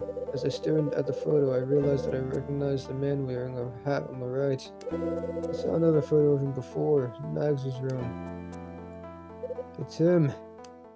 It's George Patrice. On the left-hand side of the photo, there's a man wearing a tuxedo. He's got a name tag pinned to his chest. That tag, written plainly underneath Odo's emblem, next to the word manager, is the name Michael McGrath. I see. So So this is Michael McGrath. There's a worried-looking man in the center who George has his arm around. Who is that man? Stare at the man in the photo. Suddenly there's a flash of realization and I know who he is. I recall where I saw him before. He was featured in that TV show. I'll be damned. It's a young Hugh Speck. This photo shows just how Hugh Speck and Condor are connected. Now I think I know the meaning of the police badge too. It's for collateral, and as a sign of his devotion to their cause. I trade the old photo and police I take the old photo and the police badge.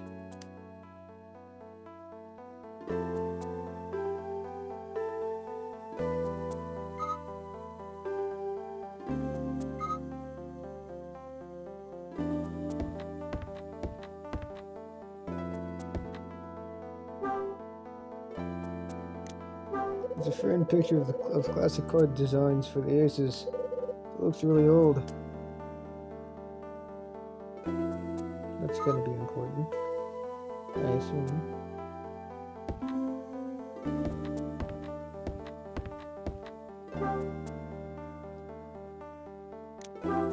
There's a framed painting on the wall. The painting is of a ship traversing the waves while a lighthouse guides the way. A boat and a lighthouse. There's a lamp on the wall just above the painting. Is that a switch below the frame? I switch it on. Wow! Damn, that's bright! What's the story with this?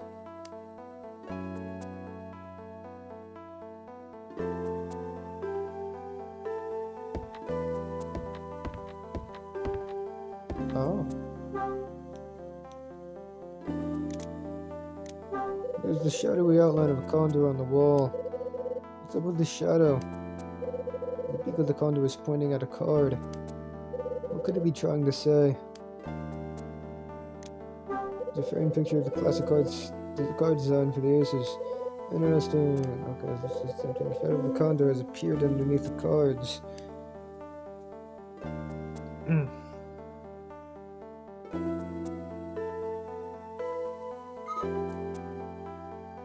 Okay. I leave this hidden chamber. A picture containing a working lighthouse. There's only one place I know in this apartment that's got a lighthouse. The roof. This is it. Time to get myself up there. I push the button for the roof.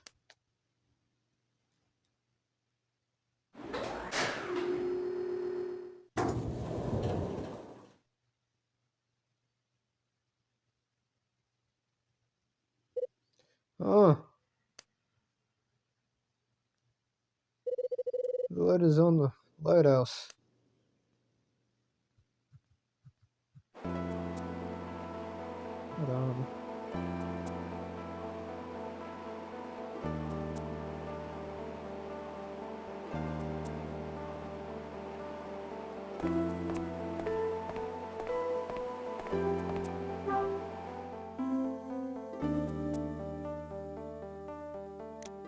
There's a majestic lighthouse monument on the roof. The light is shining on it. Hell's shining from it.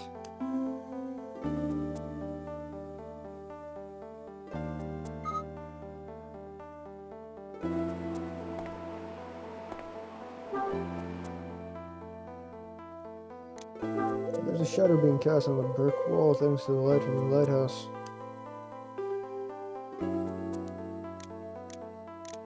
The condor shadow's beak is stretching across the bricks. The surface of the brickwork is slightly dirty. Strange, this brick looks newer than the others.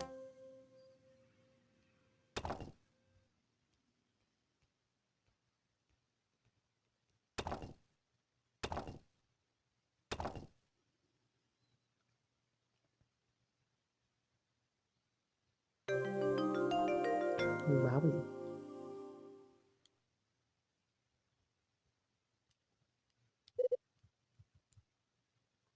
I've got it. This is it. The Scarlet Star.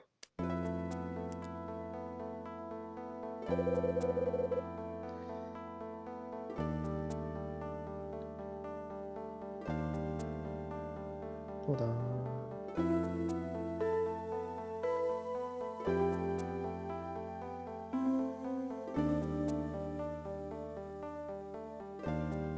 I finally got my hands on the Scarlet Star. The coldness of the beautifully shining jewel spreads through my hand. Item: locate the Scarlet Star, which disappeared at Hotel Cape West 25 years ago.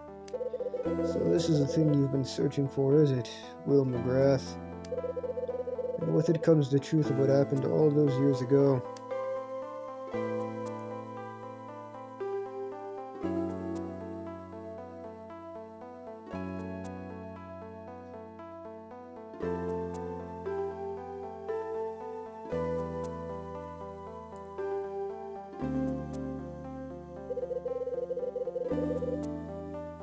My dad made a promise with Frank to enable him to leave his shady past.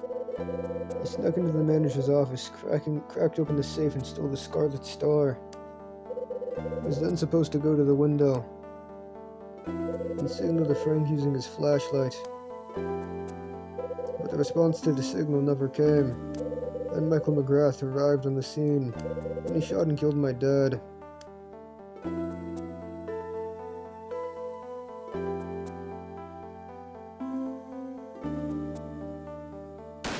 Bang!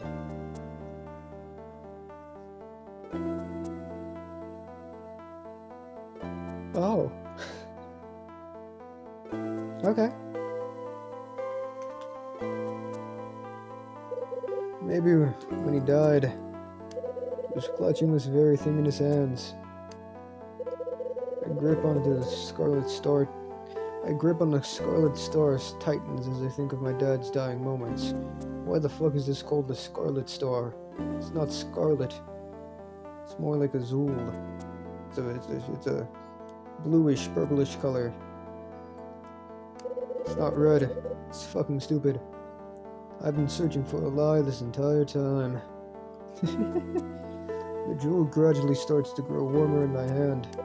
It feels as though the stone is transcending the 25 years since it was held by him, bringing us together again. As I dwell on this, I feel a warm, melting kind of sensation from it. Looks like I'll be fulfilling the requirements of that order after all. Time to give this to the one person who left who bears responsibility for Kathy's death. Ah!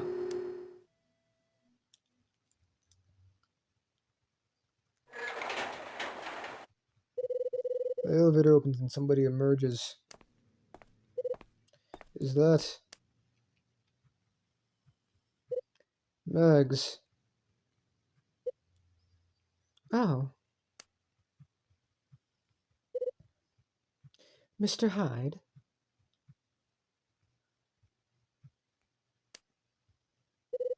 I assume I have you to blame for switching the lighthouse on, do I? Yeah, I did it alright. Then I must also assume that you entered that room. What? Just how did you know that there was a switch inside the room in the first place? What happened to you not even knowing where that place was? I apologize, but I lied. Naturally, I was aware of what that room contains too.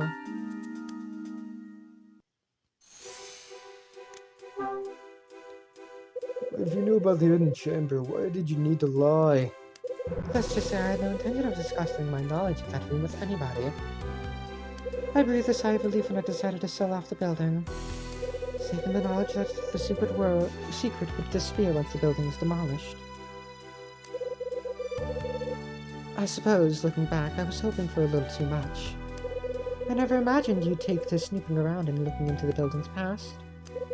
Then, Mr. Hyde, when you came round looking for information, I thought to myself, I can't keep hiding it if he's found out this much. So I had to decide. On the one hand, I could leave while everything was still shrouded in secrecy. Or I could risk letting everything come to light. It was essentially a gamble. What do you mean a gamble? A gamble to see if you'd be able to find that room or not. So you gambled everything on me and whether I'd find it. Precisely. And it seems it ended just as I expected.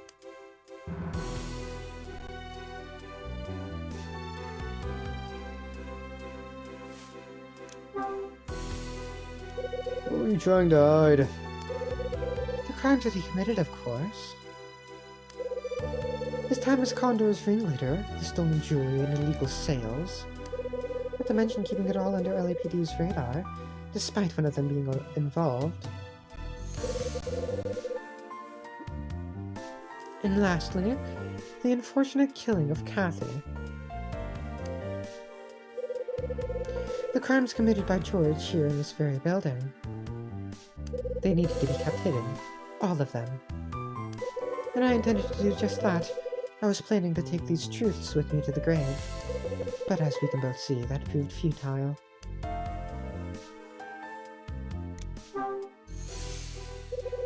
How did you think it would end? I was fully aware that there was little hope I'd keep everything secret. I knew that if anyone could find that room, it would be you. So, you appreciated what was at stake, and just would you lose your gamble. Yes, but as soon as we started talking about the secret room, my mind was made up. If you found the room, I would lose my gamble. And then I need to let you in on everything I know. If you failed, however, then I wouldn't need to talk to you on the subject any further. Then my gamble would have paid off.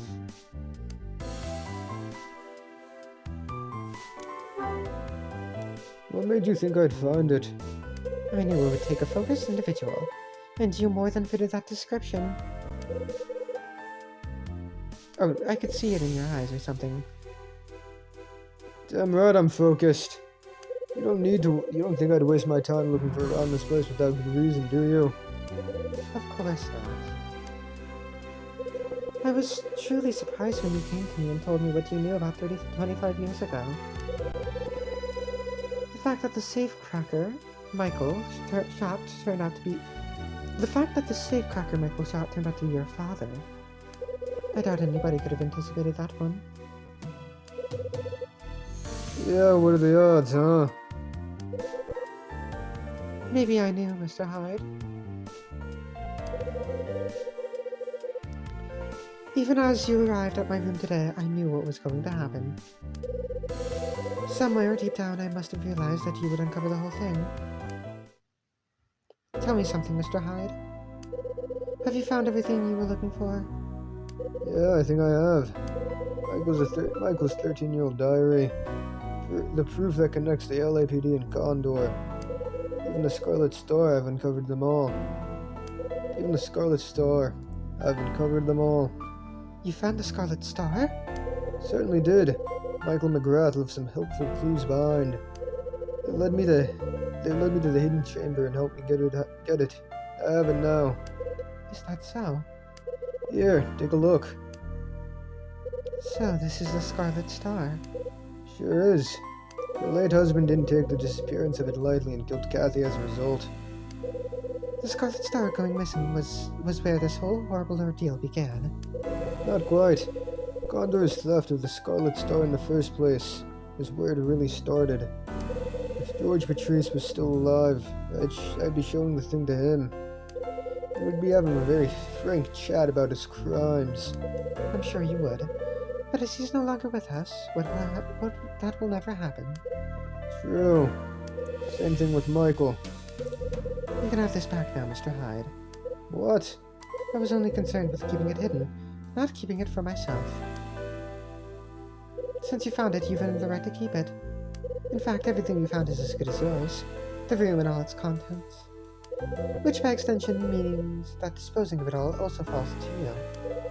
And you're sure about this? I am. I understand. Okay then, I suppose it's time for me to tell you everything. Will you listen to what I have to say, Mr. Hyde? All of it? Will you let me tell you about my foolishness in loving an evil man?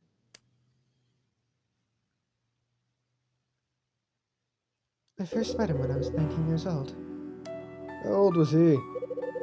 I was a dancer back then, and he was part of a band. I knew from the start that he was a bad person. He brought a different woman with him each time and used to keep dubious company. Despite all this, I fell for him. But as soon as we began to live together, something became very apparent to me. I knew that I'd need to get used to dealing with times I loved him, and times I detested him. The strangest thing was, the more I became accustomed to the jealousy I felt, the more my desire toward him grew. It was a very strange position to be in. When he started dipping his feet into the world of crime, I began thinking that I need to know everything he was involved in. So yes, before you say it, by keeping his wrongdoing secret, I became an accomplice. The feeling of guilt that arose from all the crimes was what chained us together. But inevitably, that wasn't a strong enough bond to keep our marriage alive. He became more and more distant from me as his feelings faded, until, finally, I could see there was no hope for a future together.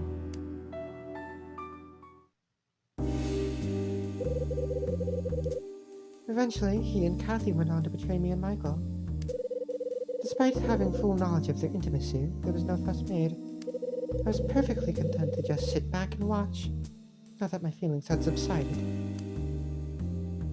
But after Kathy was murdered, and I saw the taunting smile that appeared on his face, as he told me that I was going to have to keep one more secret, I finally started to realize that I had made a grave mistake. I was partly responsible for the man he'd become. It came to me in a flash. I was the only person who'd be able to put an end to his misdeeds once and for all, and so, on that day, I planned to shoot him using his own gun. But as it turned out, I wasn't to become a murderer that night after all. Somebody else had crept in, pointed a gun, and shot George instead. It was none other than his friend Michael.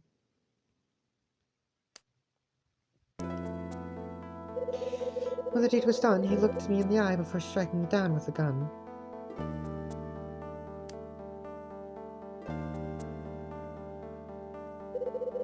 I woke up after being out cold. The first thing I noticed was that the gun that shot George was grasped in my right hand, with the now lifeless body of my husband laid out before me. He had died with the most atrocious look of pain across his face. One thing went through my mind as I stared at his dead eyes. Enough. He had gotten nothing short of what he deserved for the crimes he committed. I made one final promise to his agonized face then. I vowed that I would keep his secrets even after his death, and not tell a soul. I intended to take those secrets with me to the next life, but from then on, I felt very much like a ship lost at sea with no lighthouse to guide me home. I drifted aimlessly in the darkness, tossed endlessly by the waves. You know what happened after that? I was arrested and held on suspicion of murder. I eventually faced that grueling trial. Despite my predicament, I remained silent and told the police and lawyers nothing. Do you know why I chose not to reveal the truth, Mr. Hyde? Well, I'll tell you. I wanted them to find me guilty. That's why. I felt it was only fitting. After all, I was fully intent on extinguishing George's life, myself that night. But it seems that greater powers than my own were at work then. Somehow, the court found me innocent of the crime, and the money I inherited from George enabled me to buy the hotel. Part of the reason I snapped this place up was to maintain the secrecy. But I also felt that if I lived here, the lighthouse would be my guide to help me traverse the waves and survive the darkness. Looking back, maybe I was just clinging onto my foolish ideals. But the fact remains, I failed in my attempt to keep what he did secret. And that brings us right back to here and now, where I'm telling you everything.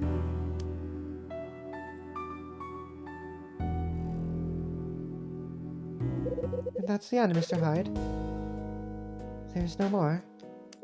I expect you're overwhelmed with anger at this foolish woman's confession. Am I right? I really wish I hadn't needed to tell anybody what I've told you. You're kidding, right? I beg your pardon. Surely you've been wanting to offload this entire thing onto somebody for years. I mean, keeping all this pent up for so long. You know? You must have been dying to tell anybody who'd listen. Mr. Hyde, I admit that you're right. I've been languishing in my guilt for what seems like an eternity.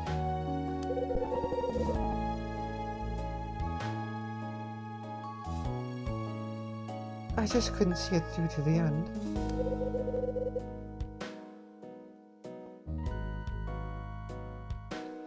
I know I made the decision by myself.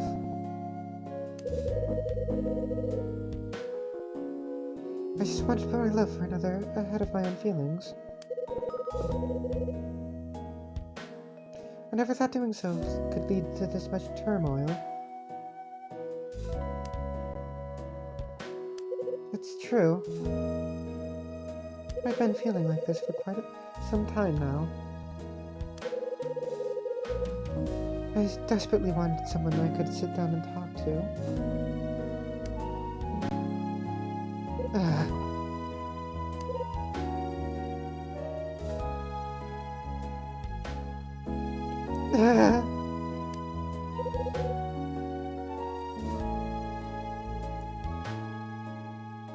It's been so horrible. As I stare at Max, crying her eyes out, I think to myself, there must be so many people around the world forced to keep burdens on their own. And one thing's for sure, I'm one of them. Knowing the truth behind my dad's death and uncovering the hidden details behind it.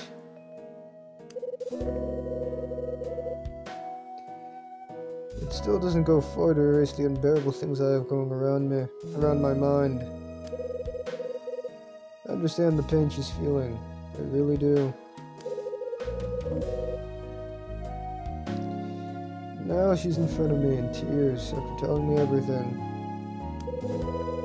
After spending all the time keeping an unbearable truth to herself. The more she cries, the easier the burden will become.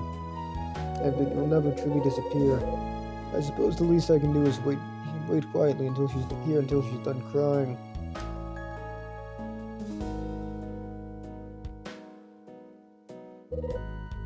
Mrs. Patrice, if you stay there much longer, you're gonna cut yourself to death.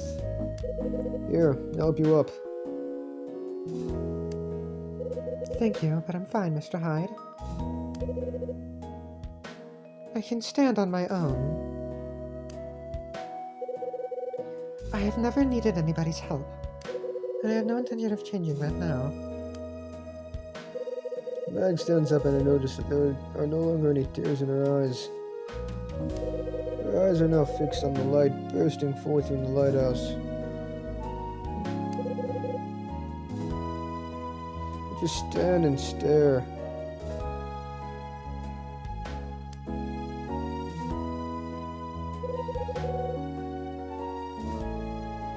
Silently, we gaze up at the lighthouse. Soon we'll be leaving this lighthouse forever. I wonder if I'll be okay without it to guide me through the darkness. Max continues to mutter things to herself. I'm unable to respond.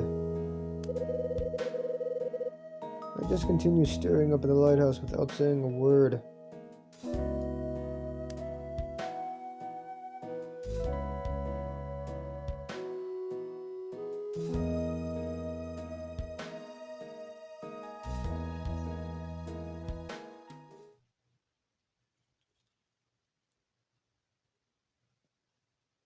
"11 p.m.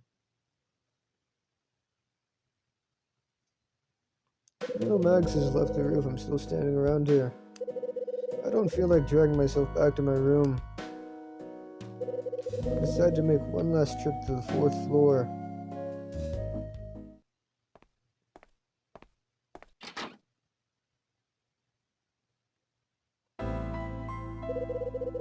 I entered room 406 and opened the curtains.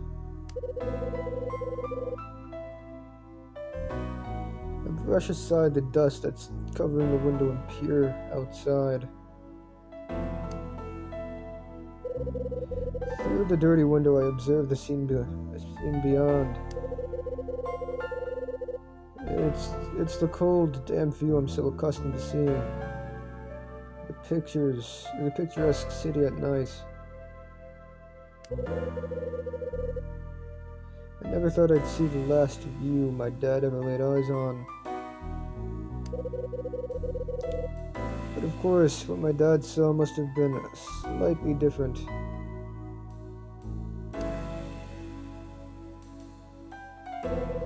"25 years have passed since my dad was killed. I'm now the age he was then, standing in the same room, looking out the same window. What did he see when he stared out through it? What was he expecting to see? I may have uncovered what happened then, but I'll never know what he was thinking.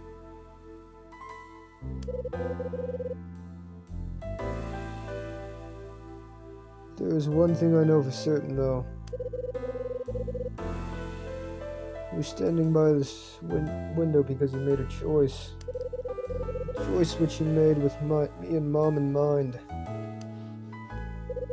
I closed the curtains and let the memory of my dad rest at last.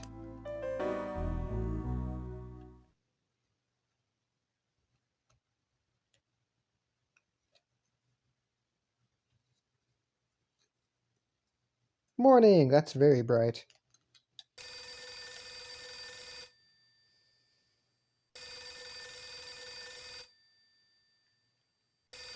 It's my phone. I reach out from beneath the covers of my bed and make a move to grab the receiver. Hello? Morning, Kyle. Oh, morning, Kyle. Hey. I got a call from Ed last night. He told me everything. Seems you've been keeping things from me. You what? It's not like that. I wasn't keeping anything from you. Then why didn't you just tell me yourself? I mean, Ed going to the hospital is pretty serious and all. Oh, right. That. What else would it be? Is there something else you're not telling me? I know who killed Dad. No, of course not. I don't feel it's the right time to let my dad know about the truth behind Dad's death. To let my mom know about the truth behind my dad's death. I guess I can't put it off forever, though. Ed told me something nice too, though. He said you're not the good for nothing you used to be. What's that supposed to mean? Relax, it's just his way of paying you a compliment. Besides, I was really happy to hear him say it. Listen, Mom. Yes? You remember the chat we had a couple of days ago? The one about why you and Dad were together? Yes, I remember. Well, I've been doing some things since then about Dad. I can put his crimes into the past. I'd like to come and visit you. Maybe then you could tell me some more about him. I'd be happy to, Kyle.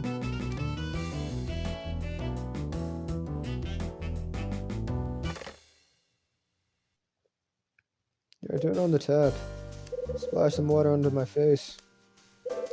Throw on some clothes. Time to give Rachel a call.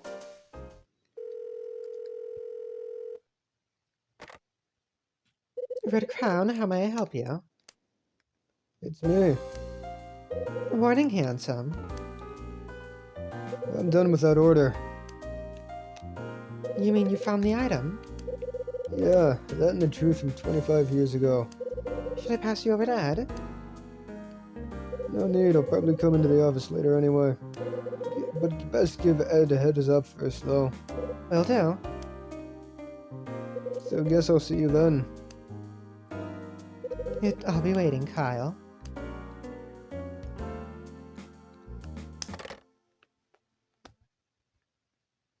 Before I do anything else, I'd better fill Frank in on what happened yesterday. At to room 302.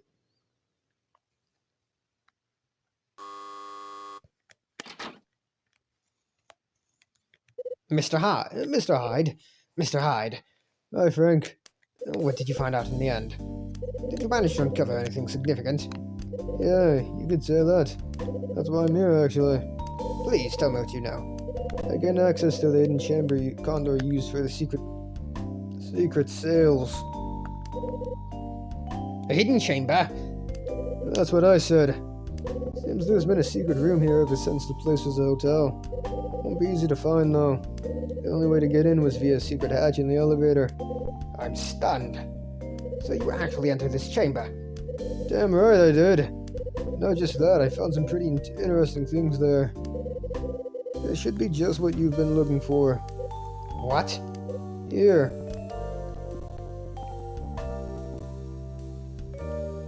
Mr. Hyde, could this be? It's a ledger containing all the details of the jewel sales that Condor made. I believe this pretty much covers what you've been trying to find, am I right?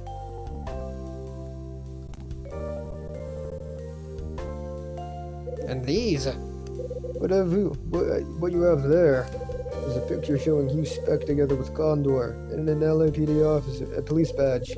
Correct me if I'm wrong, but this should provide you with enough evidence to nail Spec. Mr. Hyde. I thank you. What's wrong? I'm sorry. Please understand how emotional this is for me. I've hoped for this day for such a long time now. It's been quite a wait. Mr. Hyde, thanks to your efforts, I now have all the proof I need to take the man down. The rest you can safely leave to me. Break a leg. Just one thing though, Frank. What is it? What is it? Once you've blown the whistle on Spec, what do you do next? What are you gonna do after this? What? I'm worried that this old man might have nowhere to go. Please don't trouble yourself with such worries. I've got no wish to throw myself into the care of my children. In fact, after you Spec's wrongdoings has been exposed to the world, I intend to move to Idaho and live out my days there. Idaho? Yes. A colleague of mine from the force has a farm there. He's been telling me for years to come down and visit. It's about time I took him up on it. Sounds like you're all set. Let me make a deal then. I give you the proof you've been after. You promise to send me some of the potatoes you're gonna grow down there. Ah, dear! I'll be sure to send some your way. Now we must be going. Frank returns to his room. That ties that one up. I'd better think about visiting the state agency before heading to the office. I do want to see if it'll let me talk to him again.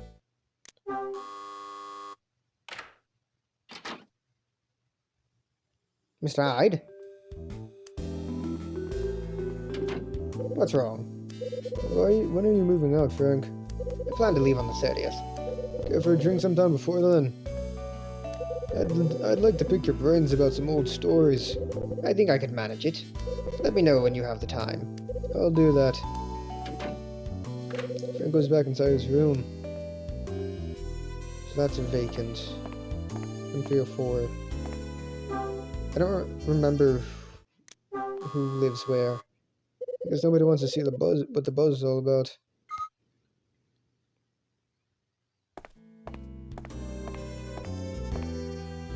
It's 306. 306 was Will, right?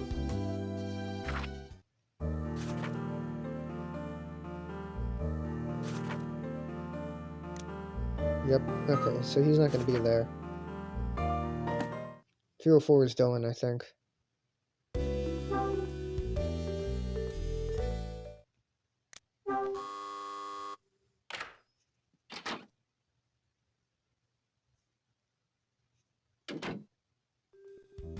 Good morning, Mr. Hyde. When are you leaving this place, Charles? I'll be going out on the 29th. I see. Do you have any plans to go back to France? Not yet. What? I want to stay here in LA and study some more. I'm going to try and convince my grandfather to let me stay for 1 more year. You think you can get him on board? Well, if I can. I intend to work and pay my own tuition fees. No more allowances from him. Sounds like a plan. Doesn't sound like it's gonna be easy. Knowing you, you'll find a way. I wish Charles was in the game more, because, like, literally all he does is let us, like, help us with that, like, with Will, the Will stuff, and that's it. He should have been in the game more, because I like him. I hope so. Anyway, see you later. Charles goes back inside his room. I like this song.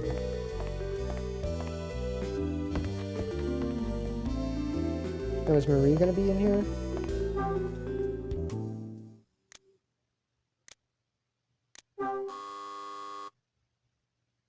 There's no answer. Looks like Marie's kept her part of the bargain and headed to the station. Good on her. I think it's only Betty and Tony now, then.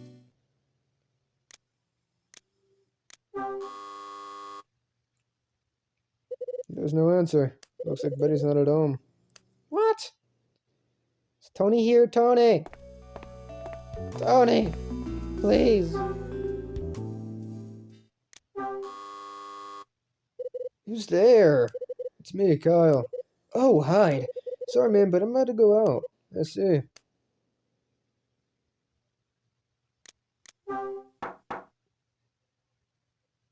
Who's there? Come on, Tony. I just wanted to say bye. I just wanted to say bye. Didn't have shit. I like Tony. He's cool. He's a cool dude. Oh, Mr. Hyde! Good morning, Mr. Hyde. what's up? You seem chippier than usual, if that's possible. Can you guess? Come on, tell me what's up. My mom's here. She's chatting with Dad right now. Is that so? Yes. And what's more, they seem to be getting along really well. I don't want to jinx it, but this could be their second chance. Well, let's hope your luck's in. I've got you to thank for this, Mr. Hyde. Hey, what did I do? Well, you and Dad talked about it, didn't you? You told him few families actually managed to get back together. And that there are lots that really want to, but simply can't. Yeah, that sounds like the kind of thing I'd say. Claire? Dad? Well, hey there, Mr. Hyde. Hey, Sydney. Dad, where's Mom? No use, Claire. I don't think I can handle it on my own. I run out of things to say when it's just the two of us. Dad? Mom's an expectant little world, you know. Just be yourself. But Claire... Just take it slowly and try not to get flustered. Don't try to rush through it. Enjoy the time you have together. Claire... Anyway, I've got to get back to the cafe. You'd better think about heading back too, unless you want to keep Mom waiting. Yeah, fair enough. See you later, Mr. Hyde. Yeah, bye. Claire walks back into the cafe. This whole thing isn't as easy as it looks. Sydney, I think you'd better do what Claire says. After all, these things take time. I suppose you're right. I'll give it my best shot. Dad! Guess that's my cue. Speak to you later, Mr. Hyde. Sydney heads back to the cafe. I wanna... Margaret! Mags! Yo, Hyde! Oh, Okay, there he is. Yo, the guitar. word up, Home Slice. What's up with you, carrying your guitar around with you at this time in the morning? Got me a job. No kidding, a job. It's okay, Hyde. You don't have to get so emotional. I've got a gig. The venue's a bit small, but they picked up my act after hearing my song on the radio. I've been signed up to play for them today for a whole week. You know. That's great, man. Good for you. There's just one tiny little hitch. They want me to play them something totally new on the last day. It's cool and all, but I don't have any new material. I've been going over it in my head, but I'm coming up with zilch. Cut the crap, stop worrying about it and just do it. What? Pretty sure that, if you put your mind to it, you can write something new. You know how tough life can get. You've got a nice girl, you've even been knocked out. Surely you've got no end of subject matter to work with. You know what? You're right. Guess I'd better give it a shot. How are you feeling after last night anyway? A lot better now. No sleep spray's gonna keep me down. How about you? How'd the treasure hunt go? Treasure hunt? I'm finished with that now. Yeah? You're done? Turns out the information wasn't entirely truthful. What do you mean? It was all devised by some shady types to get us to play their games. So we were taken out by those same shady characters? Right. And that's why I decided to get out while I still could. Better not to pry into it. Damn, that's serious stuff. So I guess all our dreams about becoming stinking rich have gone up in smoke, huh? Guess they have. Oh yeah, Hyde. I'm gonna be recording my demo tape tomorrow. So you got yourself a studio. You did? That $1,000 you gave me was plenty to set up a real sweet place. Glad to hear it. You and me both. And once I've got my sound recorded on the demo tape, the sky's the limit. One step closer to your dream, I suppose. Hyde, I just want you to know. As soon as I got the cash, I'm gonna pay you back. Every last penny. Yeah, well, I'll believe it when I see it. Cut me some slack, man. I'm being serious here. Whoa! Hello, Mr. Wolf. Long time no see. I trust you are well? Yeah, I'm doing okay. Your timing's perfect, actually. I was hoping to ask you something. What is it? Regarding your rents. I was just curious to hear when you'll be settling the total amount you still owe me. Sorry about that, but it's cool because I'm gonna pay it all off soon. I've got some work that's gonna be bringing in the cash. Don't you worry, you'll get your rent soon enough. I see. You seem quite confident about it. I'm prepared to take you at your word. Please come and see me once you're in a position to settle your debt. Thanks, Mrs. Patrice. Hey, Tony. Aren't you supposed to be somewhere? Damn, you're right. I've got to split. Wish me luck.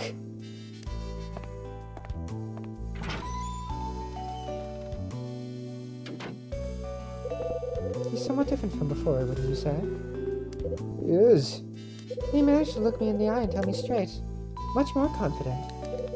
I feel more inclined to believe what he says when his attitude is like that.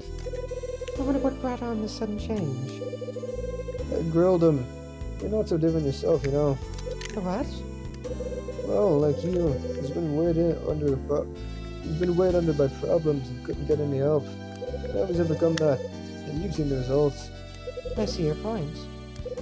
Mrs. Patrice, what are you going to do with yourself after you leave this place? I must confess, I haven't really given the matter much thought. But now you mention it, maybe it's about time I did. Part of me just wants to get out of here, maybe on a cruise. Somewhere with a lighthouse to guide us at night. What do you think, Mr. Hyde? Maybe you'd care to join me? I think I'll give it a miss. I'm not really one for long, drawn-out cruises.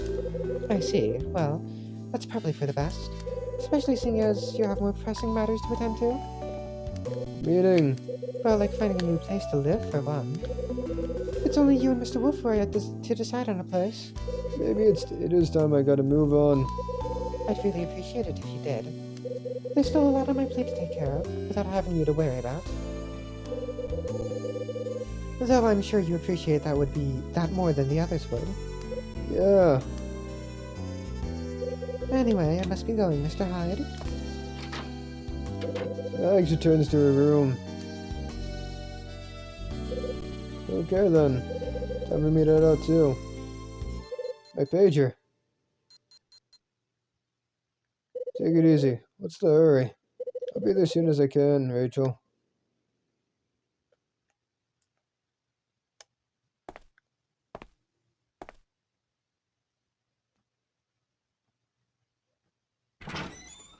I don't know why I didn't let me... Okay, I guess I had to press on the handle, not just the door. Oh, what's this?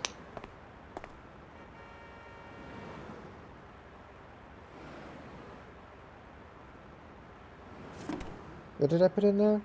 Is that the ring, or... It wasn't the Scarlet Star. Last window, The Secret of Cape West. God, this is a very long game. Starring Kyle Hyde again. Hey. I love how these guys don't get actual Tony Wolf. Their names in both the games. I don't see their credit. I don't see them credited. I guess it could be in the credits, the actual credits. Betty Meyer. But I didn't see it. Charles Genet. Ah, he's so cute. Put that man in a skirt, I mean, what? Dylan Fitcher. This bitch-ass motherfucker. I hate him. Marie Rivette.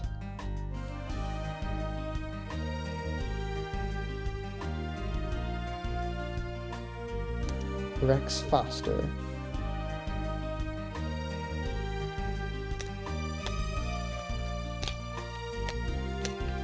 Sydney Reagan.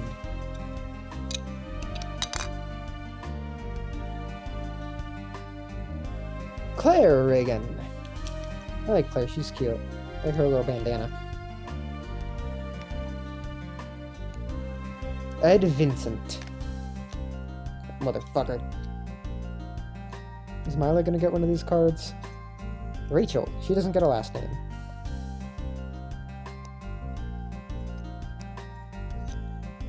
Yay, Mila Evans! She's so cute. I wish she was in the game more. Will McGrath.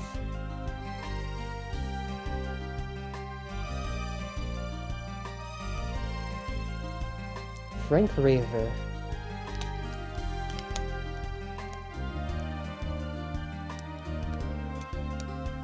Margaret Patrice. Is that it? Is that all of them? Is that everybody? I think it's everybody.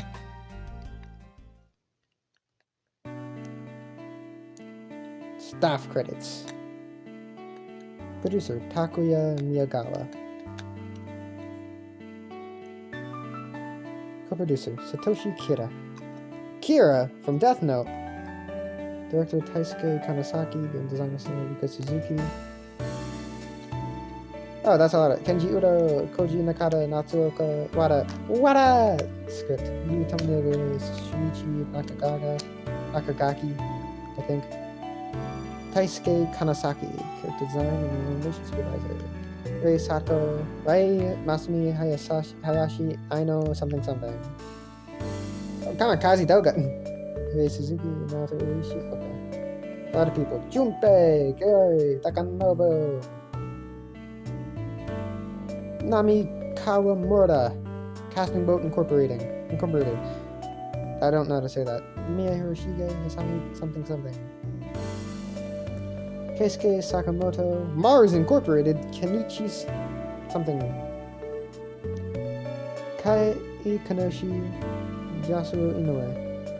Tease Musico, Satoshi Okubo, something. Is that Mori? He helped the first game. Naotaka Morita. Nagako Ikuto, Dozo Makina Accounting. So many names, so many fucking names. Birkin Kasap, Miki Aria, Paolo Gu, Matthew something. William Romick, Pablo De Pico, Andrew Steele, Philip Rubin, Colin Farr, Matthew Fosbrook, David something, Sylvian Giselle, Gregory something, Philip Zechner, Renee Polsic, so many names. Oh yeah, this is like all the translations for all the languages that this game was moved in. Yukiko Miyamoto, Yoshi, okay. Mario Club! I did like this game. This game was fun. It was very long, as you can see. With several parts reaching over 2 hours. Holy fuck.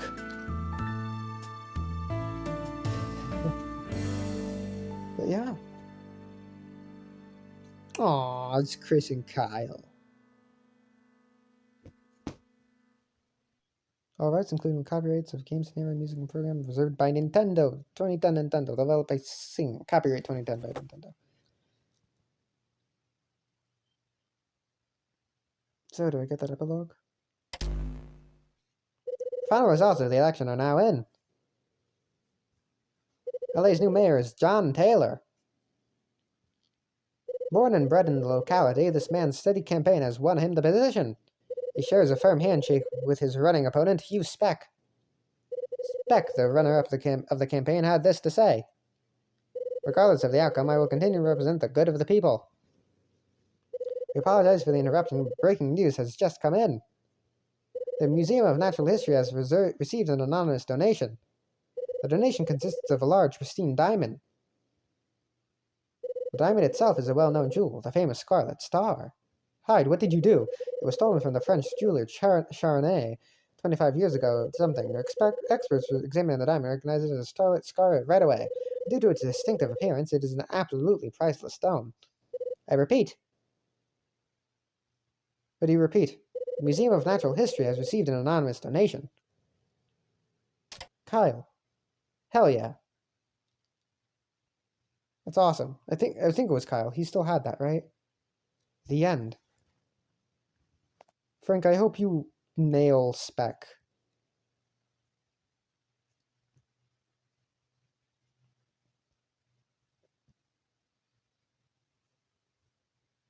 Yeah, save my progress. Oh, it's pink now. I don't think it was pink earlier.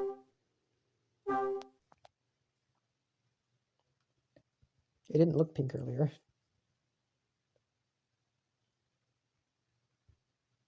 Progress saved. That's the game. Epilogue and extras added. Pink Rabbitland added. 9-Ball added.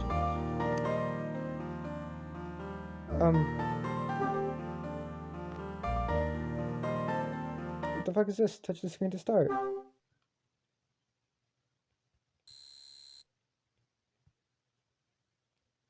Oh, I probably have to use the... I don't know.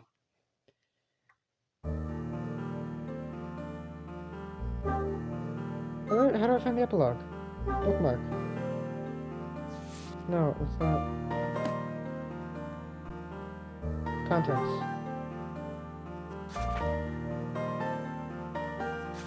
How do I find the epilogue?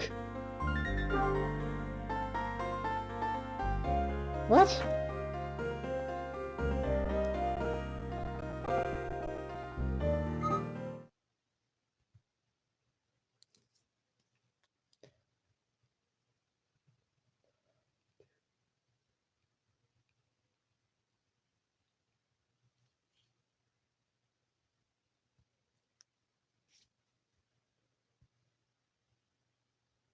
Oh, it's in the novel.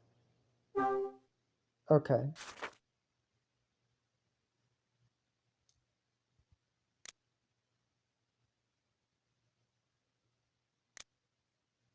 Okay. We'll read.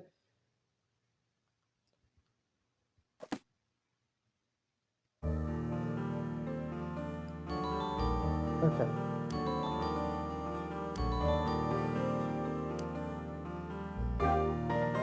I do want to see. Chapter 7 should have. Wait. Yeah. It should have my picture of Mila.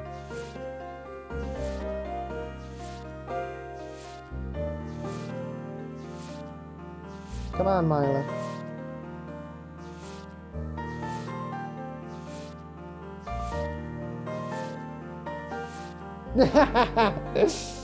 Hell yeah, Mila.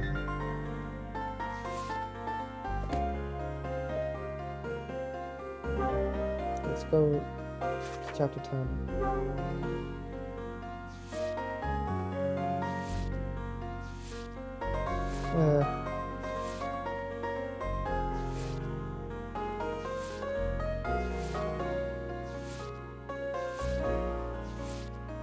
This is a lot. God damn it, Martin Summer. I might read this sometime for YouTube.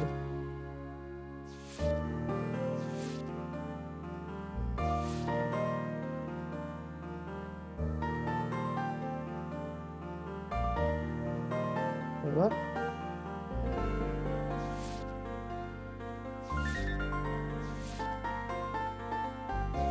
This is a lot of pages.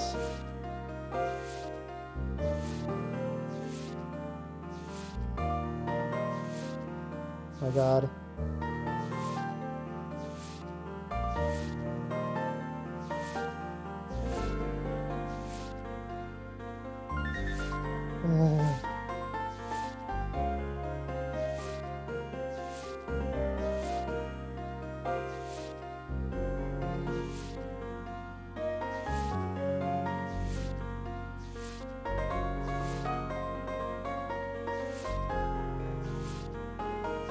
Oh my God. Come on.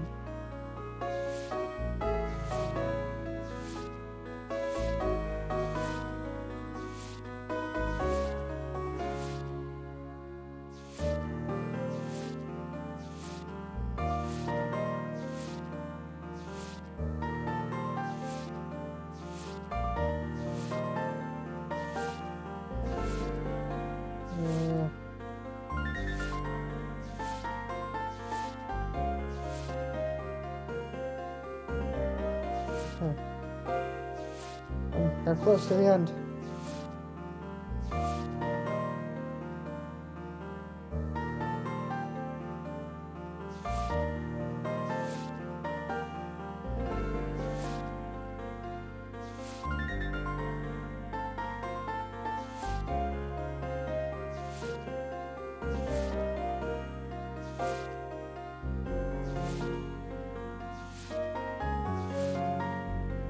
Oh my God. So much, so many pages.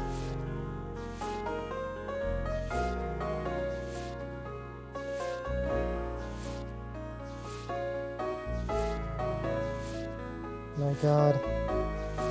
So much.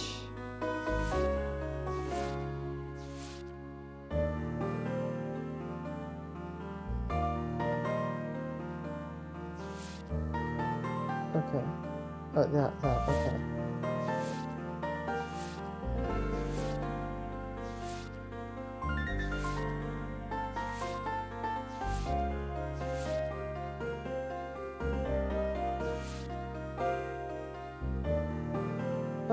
Oh, okay. Hold on.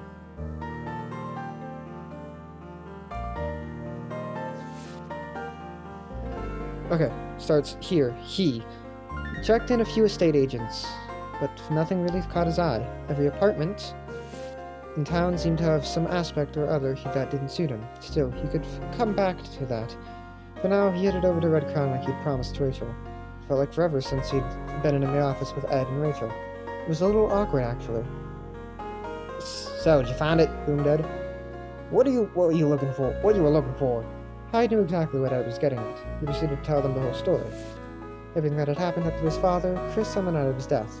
When it was finished, his two listeners sat in a stunned silence for a moment or two. Then Ed murmured, I gotta ask, are you okay? I'm always worrying that your old man had a son who's too busy sorting out other people's problems to ever deal with his own. I had learned from his mother that Ed was the kind of police officer who would have given them the bad news after his father's body was discovered in the downtown bargain lot. Ed decided to tell Hyde about the time he and his father first met. It had happened in a rowdy bar where in his youthful exuberance Ed had downed a few too many.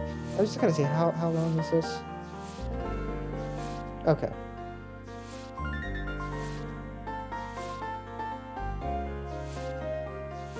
A few too many. Chris kept them in check that night when his spirits were getting a bit too high for their own good, and they ended up meeting again in that same bar from time to time. They never spoke all that much about their respective backgrounds, but when Chris started to feel the alcohol, he'd talk a bit about his loving wife who worked as a nurse, and his sweet young son who was, he'd say, perhaps a bit too kind-hearted for his own good. Then for a while Ed had been too busy to work with work to see Chris, and the next time he'd seen his friend's face, it was that fateful night in the parking lot. Ed asked Rachel to get him another cup of coffee. After she'd served the coffee, Rachel returned to her seat and backtracked a little to what they had been discussing earlier. Kyle, do you reckon that Frank guy will be able to expose Hugh Speck now? Ed answered in Hyde's place. Frank will do whatever it takes. After first deliberately messing up the Condor investigation, Hugh Speck had concocted an internal investigation that led to Frank being pulled off the case entirely. But as it explained, though Frank's heavy-handed techniques and predisposition towards violence led many to criticize him, Frank seldom failed to catch his man. His determination to fight the good fight had even led him away from his family. Instead of maintaining a happy home life, he focused all his efforts on improving arrest rates. When his wife was taken ill, he knew that all had to change.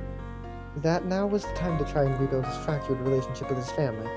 When he'd wrapped up the Condor case, he was planning to take his first ever vacation since joining the force, so that he could be by his wife's side. Ironically, getting pulled away from active duty did give him a lot of free time. But his wife, knowing all about the internal investigation, grew despondent and soon left this earthly world. He ultimately failed to rekindle things with his children as well. In listening to Ed's story, Hyde realized that Frank was another of those people with an unbearable burden. Even if he did successfully expose Hugh Speck as the liar and criminal he was, the pain would probably never go away completely. Now that his order was completed, Hyde gave Ed his assurance that he'd be straight back to work the next day. It was time to put all his effort into sales for change. How long is this?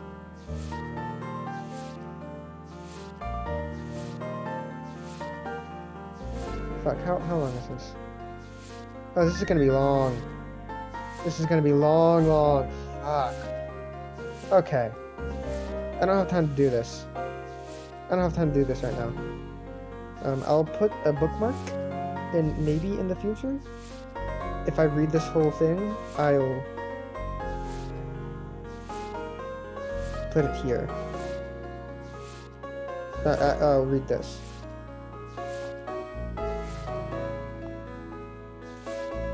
I don't know, it's a lot.